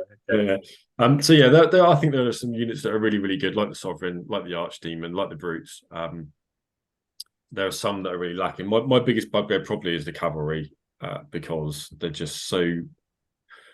They don't get any of the bonuses that the cavalry unit type should have, and they've got, and they've just, and side by side with the beast, they're just not comparable. And I know it's not always about, you know, getting the most efficient unit on the table and so forth. I get all that, and narrative's great, and I love it, but you're never going to take a unit like that. Probably you think is just going to perform really, really badly, hands your opponent an advantage straight away, especially if you're on a nice close tactical game. You're just not helping yourself by using it. I don't know if this PDF is going to be updated or FAQ'd or whatever by Games Workshop. I hope it is. I hope they make a few changes, because you're right, it has lost a lot of flavour. It's not ruined. I'm not in the kind of pitchfork brigade saying it's the worst thing ever. I don't think it is. I think there's fun to be had out of this list, but it's not perfect by a long stretch. I guess is my takeaway. Interesting. Yeah. And Rob, any thoughts on it at all? So two main thoughts. There are some units which are really obviously better than others. So I think that you are just going to see demon units that are stacked that way. So as we've said, you're going to see brutes, you're going to see sovereigns, you're going to see the less demons. I think that where choices come for the demon player is actually at Laws of War, because they've got some very good Laws of War. They've actually got 4 choices for the Lord of War, and each one of those you probably are going to want to take a Lord of War for, and each one of those are all pretty cool, depending if you want the excitement of building a Cabanda or whatever, or going down just like the normal demon route. So I think that that's where the choices for the demons come in. What I think that from a demons player point of view, I think that it's a shame that the units don't have more kind of individuality, which was the case from the previous book, from the previous edition. So the cavalry is a great example of where it doesn't really have a role within the army list, that isn't fulfilled by demon brutes, because they're still pretty fast and they can pack a bunch. But it is a better, looking at the list, it's a better user experience from the opposing player's point of view, because the problem before was, because everything was so sandbox, a player could play a demon player for one game, and then the next game play another demon player, and the lists were totally different. You didn't know whether you were coming or going. At least this way, it gives an opponent a opportunity to get their head around what the demon list is, with a few variations between individual units. So I think it makes for a better opposing player experience playing it, and kind of understanding what a demon list can do. So on the whole, I think is pretty well balanced. But yeah, as Neil said, just those units that don't really have a role within the army list that you're probably not going to take, probably need like 1 or 2 additional rules that would allow you to kind of go, this would give me a reason to be able to want to take them, because I think that people probably want variety, but at the moment that variety is probably lacking from the what each individual unit is able and capable of doing. It's probably any thoughts. And with that, it's 11:31. We've got Neil out of here on time, able to go back to work. You're all right, don't worry, it's all good. So yeah, that's Demons of the Runestorm. Let us know your thoughts if you've used them, played them. Let us know how you've got on, any standout units, anything we've got wrong, anything we've missed. Let us know how you're getting on. Thank you very, very much to Neil for bringing us some much needed fucking expertise on demons, because me and Rob are fucking clueless when it comes to all things from the warp. So yeah, thank you very much. We'll put links up to all Neil's fucking billion things he's into down below, so go check it out. And thank you very much. Cool. Thanks for having on, guys. Thanks for joining us, Neil. Thank you, mate. Cheers. No worries. Cool. Right. So hello, welcome back. This video is a complete mess, so we're gonna have to splice it together. But we're gonna finish up and do the end of the show. So it's been a bit of a whopper, this one, a 3-hour whopper. I think at some point, with 95 names on here, I think we're gonna have to either have it scrolling down the side, or just say these are helping us, because it's getting longer and longer now. So if anybody's got any suggestions about how we should do this more efficiently, then let us know. So thank you. You should have all their names tattooed on your chest. That's right, yeah, just pull out the pecs. So thank you to Thomas Silverstone, John McArdle, Gore Crow, Ben Ide, Ben Robinson, Tom Hayward, Richard Willis, Mike Dorset Wolf, Patrick Greenstreet, Bradley Schlutz, Igor Povlotsky, Thomas Lake, Randy Overland, Ellis Daniel, Al, Pete Day, Ashley Bowley, Thomas Clark, P. King, Simon Whitehouse, Water Beast, Richard Harris, Hammer and Nails 40k, Thomas Spear, Alex Robinson, Kerry Love, Dale Barrett, Mark Ainsworth, Julian, Chris Levitt, Saigon Sadler, David Walker, that guy Lazar, James, Andrew G, Nicholas Drax, Kevin Abramow, James McAvoy, Craig the Celt, Clayton Umbrew, Callum Focus, Big T, Painting, Ethan Brull, Keonutz, George, Max, Matt Fuller, Unexplained Miniatures, Mark Gallagher, Lewis Hibbins, Legions Mini, Jack Stillwell, Gareth Morris, Stephen Daniel, Andy Dudley, Tyrannus, Isaac Halstead, Benjamin Lengacker, Jared Cope, Mike, Alex Freeman, Alistair Croxon, Larpy Wargaming, Henrik Ramison, Jack Silacine, Joe, Brian Scott, Peter, Jan Van Hoot, Flinty Amnesis Studio, Ben42, Harley Mann, Chris Keith, Eric Brannan, Charles Hawkins, TSC Paints, Andrew Gomez, Adria Arcos, John Hathaway, Edwin Barnett, Leon Hayes, Blake Ostiff, Jared Rowe, Sultan, Richard Slee, Simon Hamilton, Skylar Handley, Venitas, G. Mitten, Michael Carmine, Joseph Saliba, Alex Hart, Heresy Dan, Elf, Reels Nice, or Reels Nice, and James Forrest. So those are 95 names there for our top tier Patreons. That isn't even all our Patrons. That's just our top tier Patrons. So thank you ever so much. Nuts. This is essentially the first company of our patrons. This is it. This is it's literally a company. Just staring of our patrons. You're absolutely right. It's nuts. We've got over 200 patrons now, so we really appreciate it. So just over to our final sponsors. So Curtain Games. Make sure you're buying all your quality goods from those guys. There, curtaingames.co.uk. Beowulf Miniature Printing. Make sure you go get some bits and pieces to upgrade your Mark III from those guys. I know those guys have been doing lots of stuff recently. I think they went to Fleet or Farnborough. They did a show where they had some fancy T-shirts and a fancy thing going on. They're also looking for people to paint some of their models as well, so they can put them into display cabinets. So if you're interested, get in contact with them. And also Gator 3D as well. I've been sending a lot of Dan's Castle Crusher recently to our top tier Patreons. So thanks to Dan, and you can go and tap them for some 3D printed goodies as well. And finally, don't forget to keep on using # Heresy Hammer. We would really appreciate it if you give us a sub and give us a comment as well. Let us know your thoughts on Demons. If you want to send a list into us, heresyhammer30k@gmail.com. And if you liked what we did and want to be part of our ever-growing Patreon family with over 200 Patreons, with all of the extra content that we do, all of the extra shows that we do, then make sure to go check out Heresy Hammer on Patreon. Thanks for staying with us. Thanks for sticking with us. And just one thing quickly. If you have made it this far, and you will hear this little tidbit of information that we are going to be doing a Christmas giveaway. Yes. We'll be releasing more information in the future, but it will be for our Patreons only. So if you're not a Patreon, you can fuck off. And it's just to say, it's hundreds of pounds, isn't it, Lee? It is hundreds of pounds of heresy goodness. Yes. And if you're not one of our patrons, then why not? £3 a month.